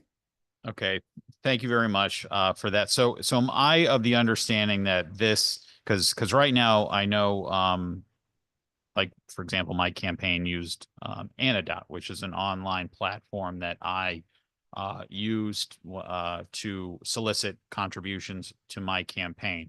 So, and I'm not sure if there's other platforms that are similar to that. There's no recommendations or anything like that. Campaign pays a fee for Anadot services. So am I to understand that this is different than that in the fact that it does take that additional step of providing additional information regarding other political committees through you? Senator Gatker Wilcox. I don't know that it's different than that. I think it's a different platform that is more familiar perhaps to people who are used to donating to campaigns. But I don't think it provides any less transparency, for example. It's just a different platform that I would say people are more familiar with. Okay. Did SEC weigh in on this bill? And if they did, were they for or against it? Senator Senator Gatker Wilcox. Yeah, I think they weighed in on the two bills, even the collectively. And I do think they for both bills, they raised a number of concerns that come when it came to staffing.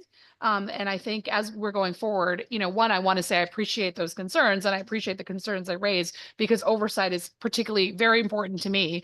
And making sure that continues is certainly a goal. But when it comes to staffing issues, I understand that, but so moving forward, I would say as we're sort of considering this bill, we take those considerations into account, which I hope we will continue to do as we pass this through. But those are for both bills, those are a number of those questions implicated staffing. Okay. All right.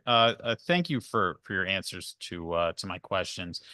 So my concern is certainly adding new platforms that go beyond what I think candidate committees or the whole idea of the program of the citizens election program is really for. We're getting into territory, in my opinion, that mirrors probably states that don't have the citizens election program, or even federal situations where you do donate to candidate X, and then there's recommendations, emails regarding other candidates to try to get you to donate to them. I think the spirit of the citizens election program really is to have that candidate garner public support on their own, or within their own committee. I mean, there's currently restrictions on town committees or other committees sharing even an online donation portal, because in that way they're soliciting the donation versus the actual candidate, and there are significant limits on that. I think that with regards to the citizens election program, it's been in place for a while.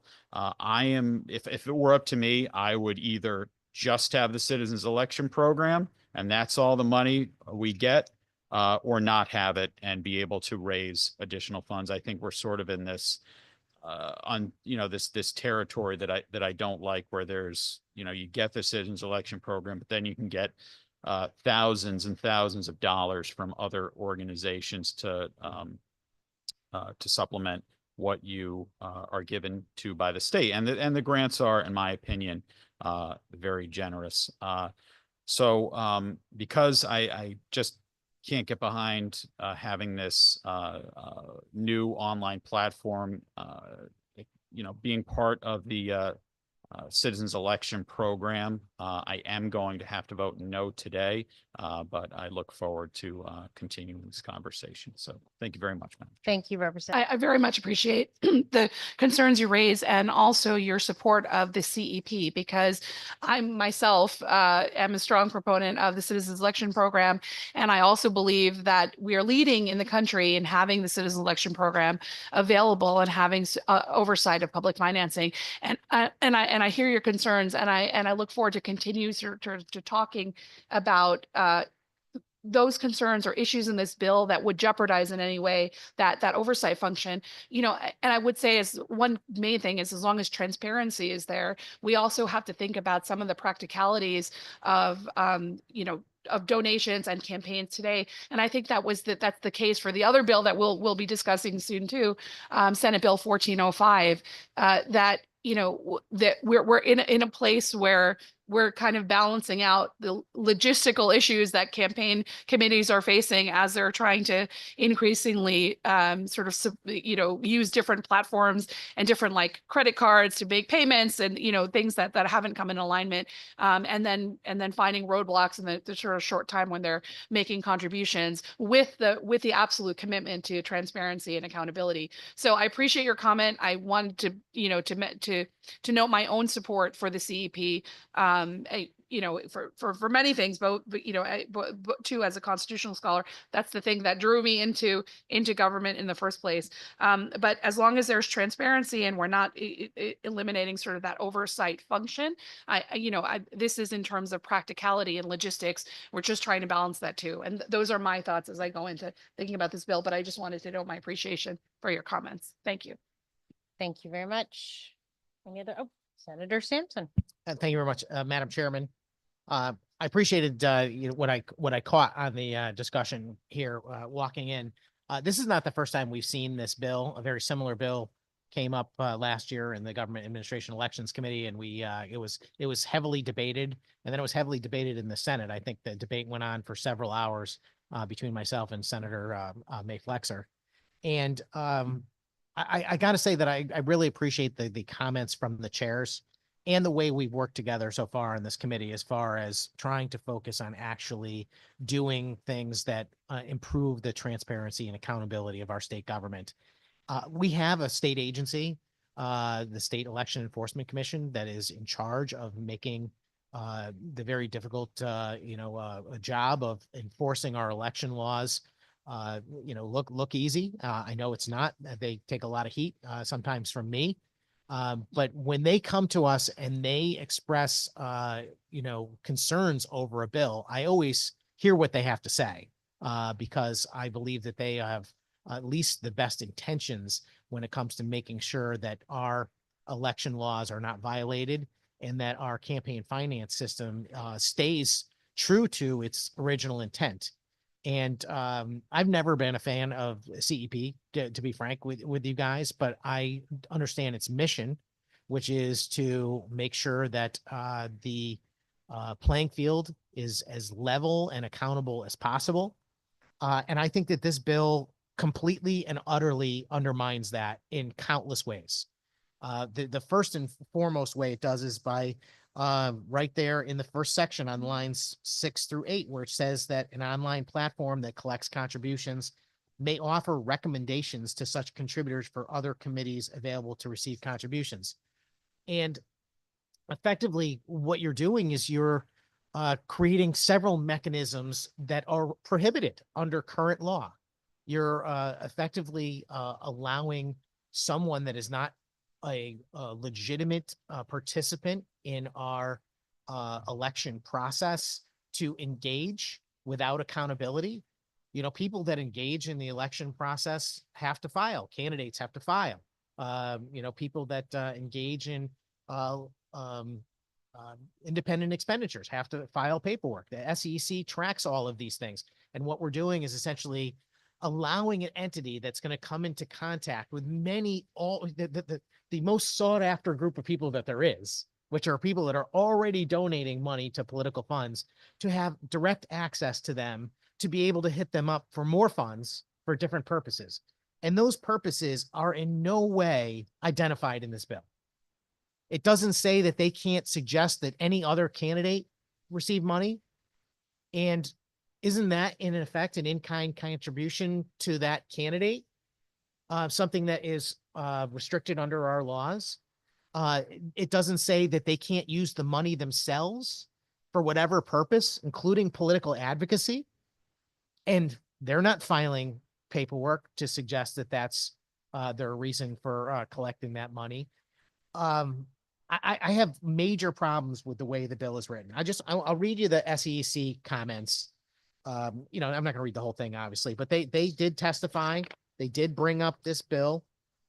This says, Section 1 allows corporations and AI algorithms, by the way, to solicit for CEP candidates. It bears repeating that the program was designed so that individual candidates and their committees must be ones to solicit for the contributions that would qualify them for public grants. This bill would allow online platforms to make recommendations.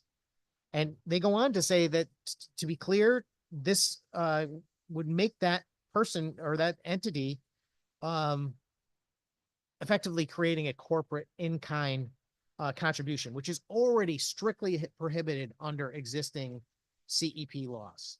I have 100 questions about this. I'm not going to drive you ladies crazy today asking those questions, but I do want to make sure that people understand what this bill is, and that if it does end up before me in the Senate, there is going to be a long debate about it, because I believe that the people that have worked so hard to establish our citizens election program and to make Connecticut a respected entity when it comes to the way we manage our election laws as far as campaign finance goes. I got some other issues with election laws, but as far as campaign finance goes, I think this undermines it. I think that if I worked for SEC, for example, I think I would throw up my hands if this bill passed, to say, why are we doing what we do every day? Why are we tracking all of these contributions? Why are we trying to make sure that the system is fair and that the people that are involved in campaigns are accounted for?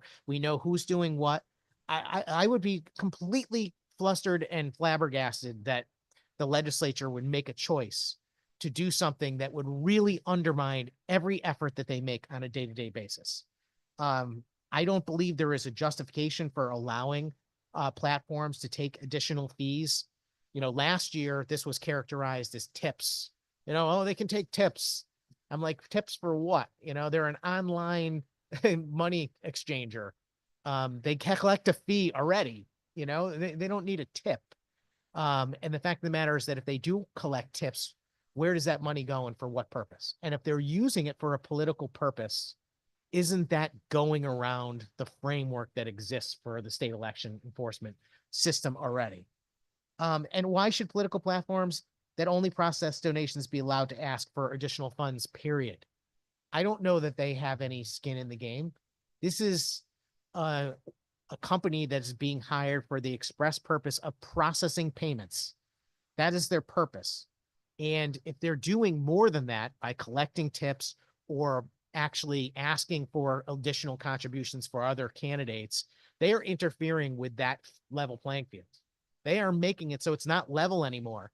Those other candidates are going to get an additional benefit, an in-kind contribution, as was already stated, that other candidates that are not on that platform and are not associated with them. And again, we know that this bill applies mostly to the company Act Blue, but this could happen in a lot of different ways. It could be a more Republican version. It could be a single issue related money changer program. People can get involved in political advocacy in lots of different ways. This is a sneaky way to take a certain amount of access and funds in a way that I don't think is in keeping with the level playing field view of how CEP is structured. I believe it will create a loophole, in fact, that will undermine the integrity of Connecticut's campaign finance laws. And again, there's a lot more to say about this. I just wanted to give you guys a brief preview of my concerns. And I'm really trying to encourage my colleagues, and including the chairs. I mean, I know it's a difficult thing. This is a bill that you guys brought forward in this committee after some testimony and so forth. But I'm hopeful that looking at it, you might reconsider or at least make some changes to this bill that are not going to allow this type of activity, because I think it's dangerous to our system. And I'll just leave it there. Thank you. Thank you, Senator. Senator Gadkar Wilcox. I just want to say, in response, Senator Sampson, one, I appreciate that you're raising concerns, and I believe that they're very sincere. And I appreciate the way our committee has been working to the extent possible through disagreements that we may have, but looking for those points of sincere points of sort of commitment. And I would like to continue looking at that because I appreciate those concerns, and I'm noting those concerns as well. And again, because the CEP is also important to me, and the other reporting requirements, though, I just wanted to say are still there in place. And I know we can have disagreements of whether this impacts them or not. And again, appreciate you raising those concerns. But it is important to me that as we're thinking about balancing the practicality and sort of the logistical issues that come up, that we're maintaining the accountability and transparency too. So thank you for those comments, and those concerns will certainly be noted, and more discussions to come. Thank you, Madam Chair. Thank you, Senator. Representative Gucker. Thank you, Madam Chair. And I appreciate all the comments that have been brought forward. And I think that's what's really good about this committee has been the bipartisan nature and the discussions that we have.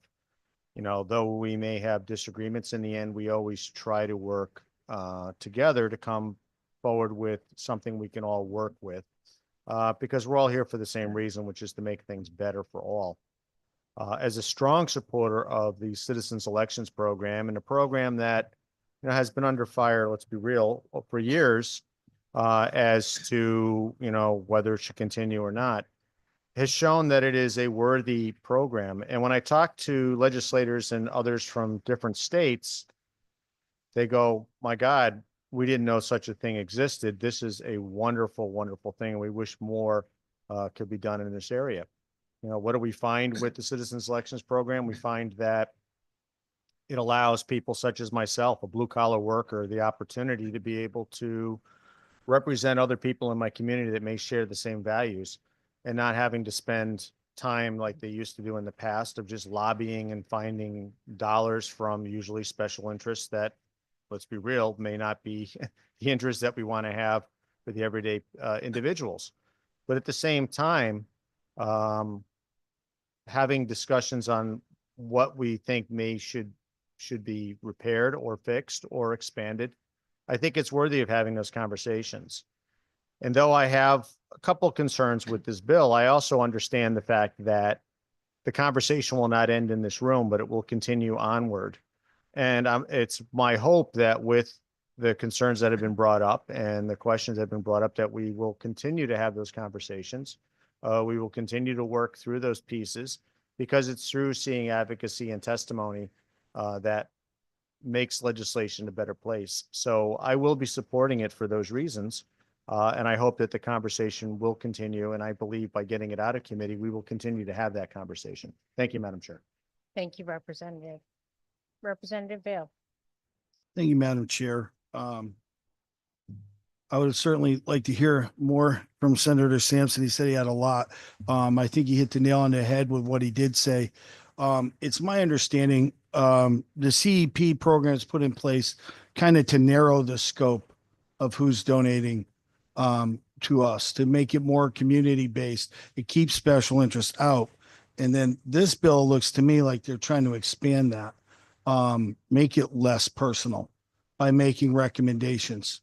And what is are these going to be recommendations that are created through algorithms, or are they going to be, how are these going to be set in place? Like if someone donates to State Representative Kurt Vale's campaign, are they going to be given a suggestion also to send money to Senator Sampson or whomever, or Representative Dathan? Like, is there an algorithm? Who makes that determination about what other campaigns they're going to suggest? That's outside the scope of this bill. But aren't we opening that door? Isn't that exactly what this bill does? Shouldn't that be part of the scope? Because that could really bring us down a rabbit hole. To me, that's just the exact opposite of what the CEP is intended for. Again, I'm someone who believes that if you participate in the CEP program, you shouldn't be able to take a penny from anyone else. Or you can choose not to and raise the money yourself. No one's forced to do the CEP program. But that concerns me. If we don't even know, I'm not even understanding this. So if someone goes on, Representative Carney mentioned Anadot earlier. Is that what this applies to? So if someone goes on and makes a donation to my campaign through Anadot, is then they're going to be, hey, if you donated to this person, you might want to donate to this person too. And then how is that determined? Do I get to make that choice? Does Anadot get to make that choice? Does SEEK get to make that choice? Does the state party make that choice? Can they do it cross party lines? I mean, that's pretty ambiguous. So I don't know, where does that get generated? Senator Gadkar Wilcox. Thank you. And through you, Madam Chair. I would say thank you for raising those questions and again, raising legitimate concerns. No one is going to be required to further contribute, but how those sort of decisions are made of like what other campaigns may come before someone is based on the program itself. And again, good questions to raise and flag for a continued conversation as we go along. But thank you, Representative Vale. And again, even like I might not want my donors to donate to Representative Carney's campaign just because we're in the same party. So, all right. Thank you. Thank you, Representative. Any other comments? Seeing none. Mr. Clerk, could you do a roll call vote? A motion has been made and seconded to JF Senate Bill 1406 to the floor. An act concerning online platforms that collect contributions and authorizing state and elections enforcement commission jurisdiction over the elections of certain districts. Senator Gadkar Wilcox. Yes. Representative Dathan. Yes. Senator Sampson. Sampson is no. Representative Carney. Carney votes no. Senator McCrory. Representative Gucker. Senator Ciccarella. Senator Lopes. Representative McGee. Representative Santos. Senator Slapp. Representative Vale. No. Thank you, Madam Chair. Thank you very much. Well, Mr. Clerk, could I vote yes? Senator Lopes votes yes. Thank you. Thank you, Mr. Clerk. Thank you, Senator. As a reminder, we are going to keep hold the votes open, and we'll determine the time towards the end of the meeting. Next, moving on to item number 15, Senate Bill 1405, an act modifying campaign finance laws and the powers of the State Election Enforcement Commission. This is a straight JF to the floor. Is there a motion? So moved. Moved by Representative Guttker. Is there a second? Second by Senator Gadkar Wilcox. Is there any discussion? Representative Carney. Thank you very much, Madam Chair. I move that we add this bill to the consent calendar. Great. Thank you very much. I'm just going to add that this was a 4 caucus work, and proud of all the work that our caucuses have done together. Mr. Clerk, please add 1405 to the consent calendar 1. Next, moving on to Senate Bill 1409, an act concerning municipal campaign finance filings. This is a straight JF to the floor. Is there a motion? Moved by Representative Guttker, second by Representative Carney. Is there any discussion? Senator Sampson. Thank you very much, Madam Chairman. This bill that is before us is another bill that I've seen before. And in the past, I haven't supported it because, it's basically a change from the campaign registration and financial disclosures for municipal candidates being held at the town level or being rolled into Seek through their, I think it's called eCris, online platform. And, just over the past couple of years, I've talked to a number of folks that deal with this on the town level, and they've convinced me that, in fact, it does make more sense for it to go to the state level and seek for them to house this information. So for that reason, I'm going to support it today. I've always wanted to protect that local control of that process. But if they're willing to give it up in exchange for a little more ease of use and having the online platform, then I think it'll be all right. And my understanding is the rest of my colleagues on this side are in favor, so we would offer this item for the consent calendar. Thank you very much, Senator. Is there any objection to adding this to consent calendar? Seeing none. Mr. Clerk, please add 1409 to the consent calendar number 1. Item number 17, Senate Bill 515, an act concerning adjustments to the maximum individual contribution amount under the Citizens Election Program. Again, this is a straight JF to the floor. Is there a motion? Second. Moved by Senator Gadkar Wilcox, seconded by Senator Sampson. Is there any discussion? Senator Sampson. Thank you very much, Madam Chairman.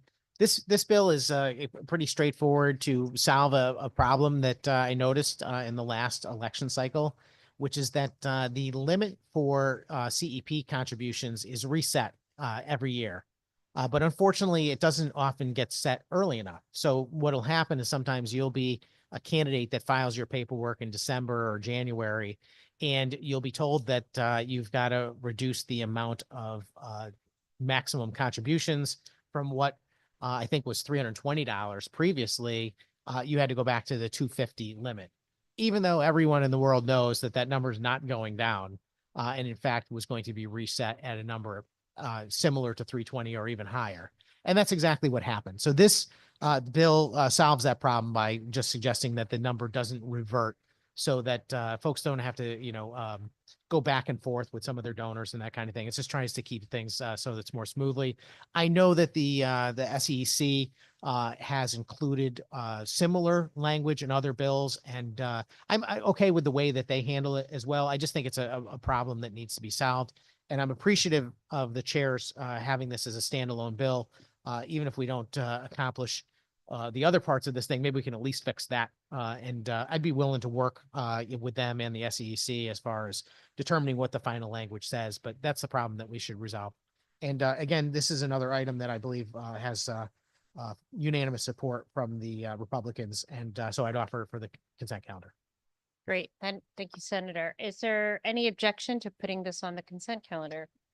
Oh, Senator Gatkar Wilcox. Yeah, I just wanted to thank Senator Sampson for putting this bill forward and also pointing out, that there are sometimes things where the rules provide these sort of impracticalities that then make it difficult for candidates. And so thank you for flagging that and for bringing this up and providing some uniformity and consistency as people are going through the process. I think that's important. So thank you, Madam Chair.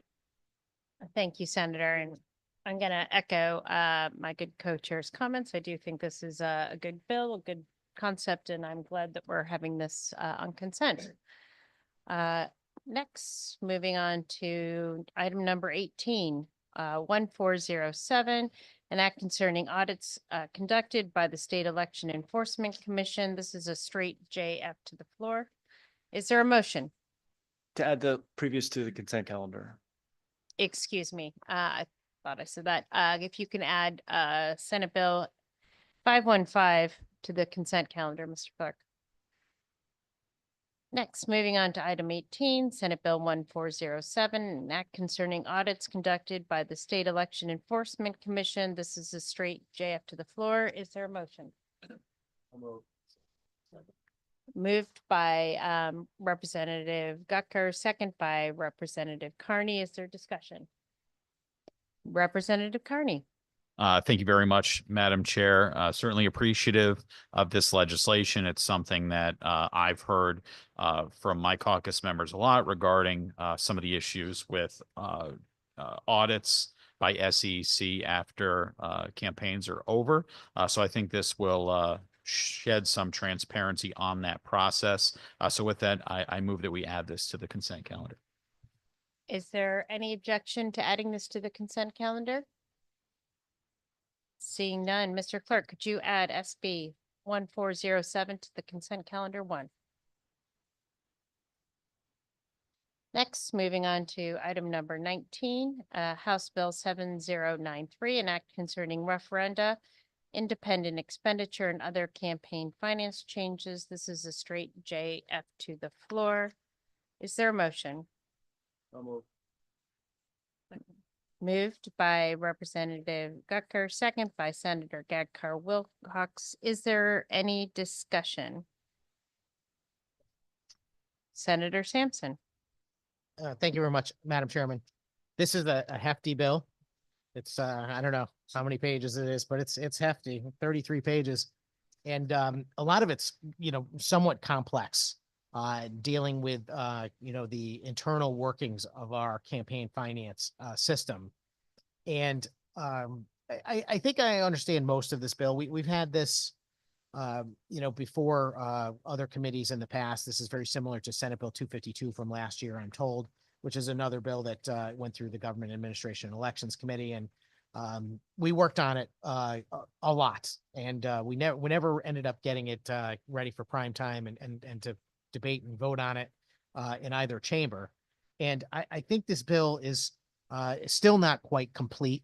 There's a few things that concern me.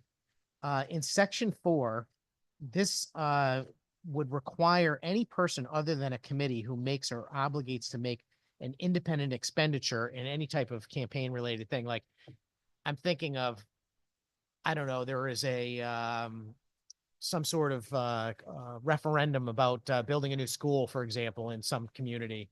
And maybe there's a group that's very much for it or a group that's very much against it. But the moment, a few folks that are not otherwise very political decide to get involved and put together a little bit of money, the moment they crack $1,000, they are required to do some reporting and get involved with the State Election Enforcement Commission. And I'm just curious if the chairman knows why that's the limit that's been set in this bill, and whether or not that's an appropriate limit. I think it's extremely low in my view. Through you. Thank you, Senator. I'm just going to check my notes here. You can bear with me a second.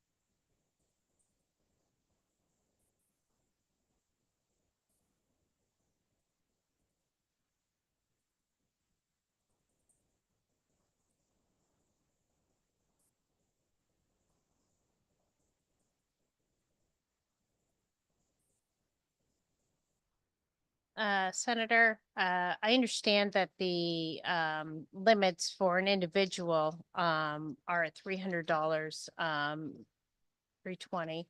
And this is one way that we will able to ensure that the total amounts, or the SEEK is ensuring the total amounts are limited as well. We can find the exact answer from our Office of Legislative Research, if they can weigh in as well. Certainly. So as the bill is currently applies to independent expenditures, the limit is $1,000. This section is adding referendum to this body. So the bill is just matching the existing exemption. Past versions of this bill have raised this to $5,000, but this bill does not. It just maintains the existing $1,000 requirements. Thank you very much. Senator Simpson. Thank you, Madam Chairman, and I appreciate the nonpartisan staff interjecting. Yes, and I just realized that, reading this, that this effectively doesn't change the current limit, which is 1,000 for the activity that I mentioned, but it would expand it to now include referendums or a special election, I think it might say as well. Independent expenditures for special elections that exceed $1,000. So keeping that in mind, I just want to bring this to the attention of the chairs that, since we're touching this in this bill, I really do want to suggest that we have a conversation about that going forward to possibly increase that limit. I would hate to see folks end up in trouble because they, merely, went above the 1,000 figure. I think that could be easy to do. You buy a few T-shirts and some signs, and suddenly you're at $1,000 and you're being treated like you're a major political, activist organization. So, I mean, to go to $5,000 or even $10,000, I think makes a lot more sense. So I would just put that on your radar for future conversation. Also, just going forward a little bit in that same section, I think it's in the paragraph starting on 188 going through 202. No, I'm sorry, it continues on in the next one too. That's subsection I1 and 2. This is about penalties. This increases the civil penalties from SEC for failure to report independent expenditures that are to greater of, it's either going to be 20,000, which is the current penalty, or twice the expenditure, which is ever greater. And the knowing and willful failure to report is 50,000 currently, and it could go to 10 times the independent expenditure. I mean, somebody did a TV buy for, a few $100,000 or something like that. You could end up having quite the penalty. I'm not suggesting that we should dismiss or ignore these type of actions, but those penalties are something that I might consider revising to something a little bit more reasonable. Increasing them is one thing, but I think that increasing them so substantially is a little problematic. I just want to, this bill, as I mentioned, is it's huge. And I think it has 22 sections. And I'm happy to give up the floor. I don't want to extend this meeting any longer than it has to be, but I just want to make sure that I got all of my concerns addressed. This is the kind of bill that I think that might require us to have some future conversations about. I don't object to the creation of this independent expenditure political committee, it's called. I think it serves a purpose, and I'm understanding why this is being requested. This is coming to us from SEC, and they're trying to find a way to deal with different types of circumstances that come up with different entities. And I'm completely on board with that. It's just some of the particulars might raise a couple of questions for me. I guess I'm good for now. Those were the main things, that limit of 1,000 and the penalties.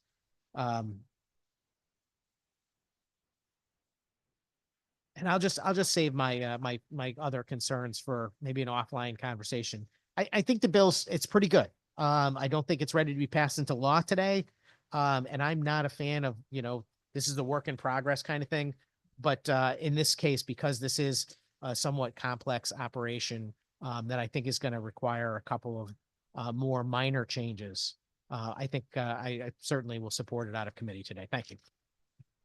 Thank you very much, Senator. Representative Vale. Thank you. I just want to go back to the referendum piece, Madam Chair. So if we talking about, like, say, local community wants to build a new soccer field and they have to have a referendum, and there's one group in favor of it, one group opposed to it, and they want to buy some yard signs or have an event, is that what that applies to? That's current law. That's current law. So what are we adding here? What's getting added? So the Independent Expenditure Political Committee. So this is a little bit different than like forming like a PAC. So Mhm. this is an individual effort. And reporting requirements around that effort. Okay. Thank you, Representative. Representative Carney? All right. Thank you very much, Madam Chair. I move that we place this item on the, no, I'm sorry. I take that back. We do not place this on the consent. So All right. Mr. Clerk, you could please call the roll on House Bill 7093. Motion has been made and seconded to JF to the floor, House Bill 7093, an act concerning referenda, independent expenditures, and other campaign finance changes. Senator Gadkar Wilcox. Yes. Representative Dathan. Yes. Senator Sampson. Sampson is yes. Representative Carney. Carney votes yes. Senator McCrory. Representative Gucker. Senator Ciccarella. Senator Ciccarella votes yes. Senator Lopes. Senator Lopes votes yes. Representative McGee. Representative Santos. Senator Slapp. Representative Vale. Thank you, Madam Chair. Thank you very much. And as a reminder, we will hold the votes open. I will announce at the close of the meeting what that'll be. Next, moving on to item number 20, House Bill 7089, an act concerning various campaign finance reforms recommended by the State Elections Enforcement Commission. This is a straight JF to the floor. Is there a motion? Moved by Representative Gucker. Is there a second? Second. Second by Representative Carney. Is there any discussion? Representative Carney. Thank you very much, Madam Chair. I certainly appreciate a lot of the parts of this legislation, particularly with regards to campaign-related vendors. There's a lot of people who don't want to serve as campaign treasurer. It's not a great job. I mean, oftentimes you do it for free or very little money, and there can be penalties involved. And some of these campaign vendors, they get paid, you never see them again. So I think it's very smart to add some liability to them so they're required really to get campaign treasurers' documents in a timely fashion so that treasurer can file in a timely fashion and not get fined for that. Or if they do, they can pass that liability onto the vendor. So I think that is an excellent change to our laws. So with that, I move that we put this item on the consent calendar. Great. Is there any objection to adding this to consent calendar 1? Going back to item number 2 on the agenda, Senate Bill 1408, an act requiring a study of state agency response times to Freedom of Information Act request. This is a straight JF to the floor. Is there a motion? Moved by Representative Gucker, second by Senator Gadkar Wilcox. Is there any discussion? Senator Sampson. It is your bill.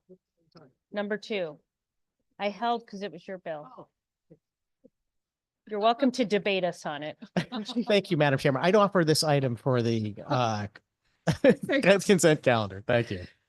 Is there any objection to adding Senate Bill 1408 to the consent calendar? Seeing none. Mr. Clerk, could you please add that to consent calendar 1?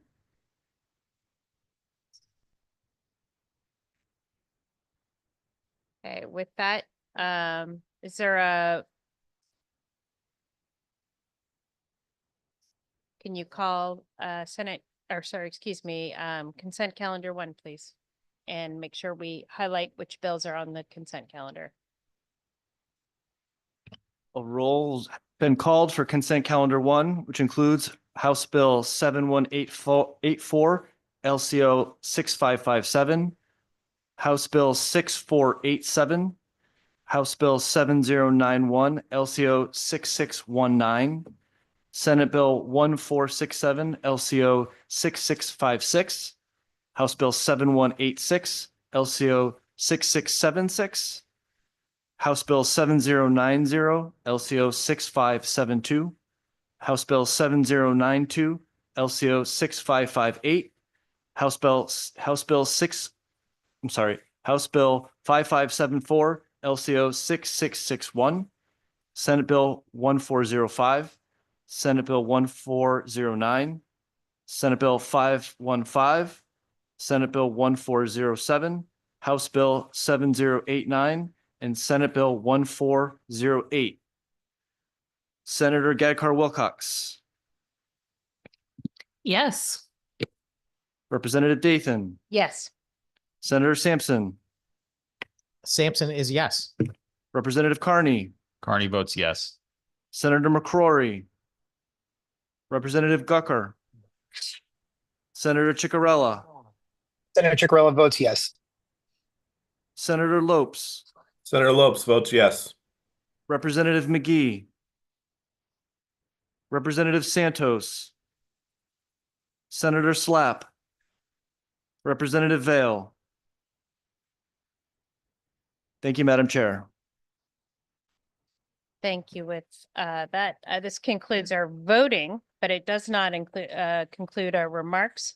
I wanted to take this opportunity to thank our nonpartisan staff. You've been absolutely amazing this session. We been there. Your response times are great. Hearing the background information on OLR requests, and our LCO attorney Shannon has been absolutely wonderful and very responsive as well. We're very lucky to have you. So Matt, Hanson, Shannon, thank you for all your efforts. Also wanted to take this opportunity to thank our wonderful clerk and his assistant for all the wonderful stuff you've done this session and getting us organized. So any other comments? Senator Gadkar Wilcox. Yes, I also wanted to just echo my appreciation for our staff, especially with the new committee and the new members of the committee, and then my being new to the entire process. Thank you for working with me throughout that. So I appreciate that. And in a way, Greg and I were working and new to this whole process together. So I very much appreciate that work, and appreciate the work of also our partisan staff that are, I'm sure, helping on both sides. It's just a lot of back and forth, a lot of policy issues that we were thinking about, and a lot of good sort of research and support. Thank you so much for that. And I do want to extend, my thanks again in appreciation for the number of screening meetings that we have, and really, I really believe our shared commitment to transparency and accountability.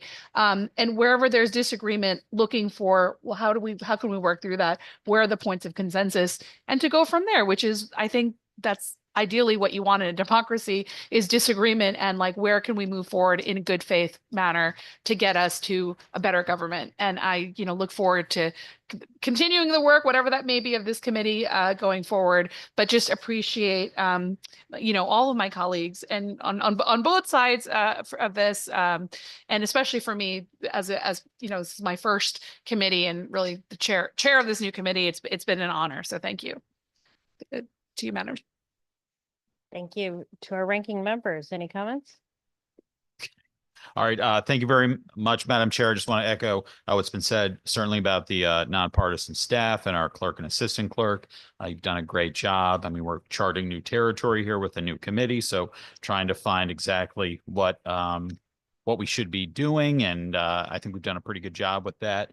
And I certainly appreciate my staff, which is Connor Favre and Greg Hannon and Representative Vale, who came on here towards the end of the committee, but he's doing a great job. And certainly to my co-ranking member and the chairs for all your hard work and collaboration. A lot of committees, and I'm sure Senator, you'll see this. It's being your first year. Not everything gets through as quickly and easily as things, even where there is disagreement, as easily as this committee has done. And as can be seen, most of the bills that we've debated have been passed unanimously, and that's a good thing. So thanks.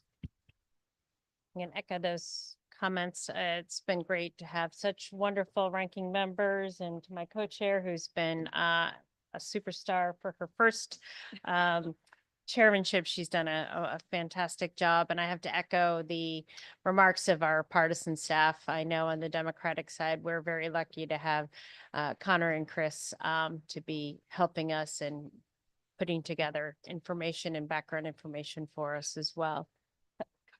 Didn't I say Cutter? Oh, I'm so sorry. I think it's like I have a dodgy accent as well. So I thought I said Cutter, but I didn't say it properly. So thank you. Anyway, appreciate y'all. And I did want to make one further comment that we are going to pass on Senate Bill 549 for this session. But we will be doing future works in this committee when it comes to the conveyances. So stay tuned. There is some more work to be done, but it won't be done as part of our regular bill process. Seeing no further comments, we are going to hold the votes open till 5 p.m. and 3100 or on Zoom. If the clerk can make that announcement. And with that, we will recess today's meeting.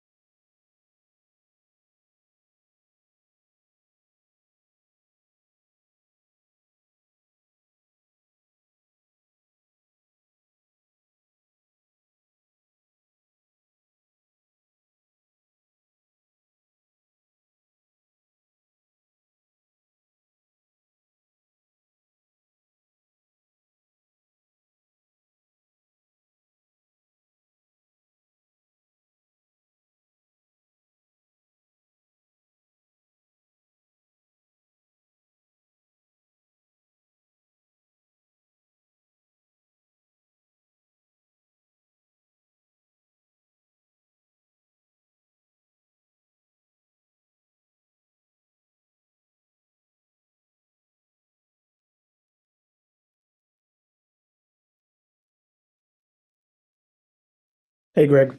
Hi, how are you? Good. How are you? Good. Can you hear me okay? I can hear you well. Okay, hold on one second here. Okay, what did you miss? I think I missed 3 votes, right? SB 1406. Do you need me to read the text too, or? If you could, yeah, because I'm looking, Yep. I have Sure. the screen here, so let me see. SB 1406, an act concerning online platforms that collect contributions and authorizing state elections enforcement commission jurisdiction over the elections of certain districts. Yep, I'm a yes on Yes? that. Okay. And then the last one, HB 7093, an act concerning referenda, independent expenditures and other campaign finance changes. Yeah, that's it. Let 7093. me, I'm sorry. Yeah, Can you give one more that time? number? Can you give that number one more time? Yep, HB 7093, Right. an act concerning referenda, independent expenditures and other campaign finance changes. Yeah, I'm a yes on this. Yes. Okay. And then the rest was a voice vote for also for attendance, but you're good on that, right? Yes, I am. Okay. All right. Thank you, sir. I appreciate it. Thank you very much. Have a good rest of your day. All right. You too. Bye.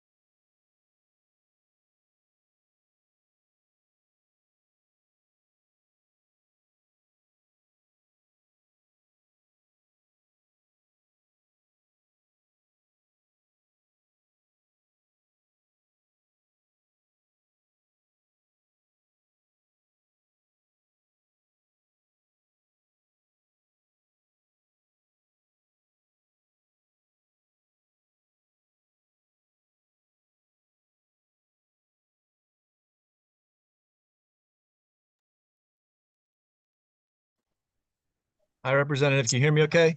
Yes, can you hear me? Yep, I can hear you. Okay. Do you need me to read off the entire bill or just the numbers? Can you do the number and the title?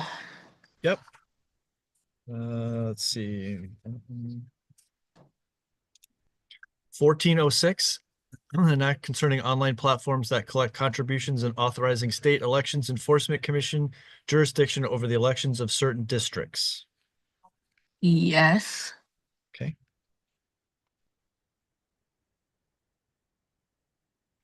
House Bill 7093, an act concerning referenda, independent expenditures, and other campaign finance changes.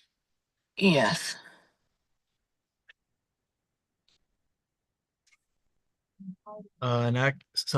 Senate Bill 1468, an act concerning government accountability. I think you Yes. got that one. You got that I one. got that one. Okay. Yep.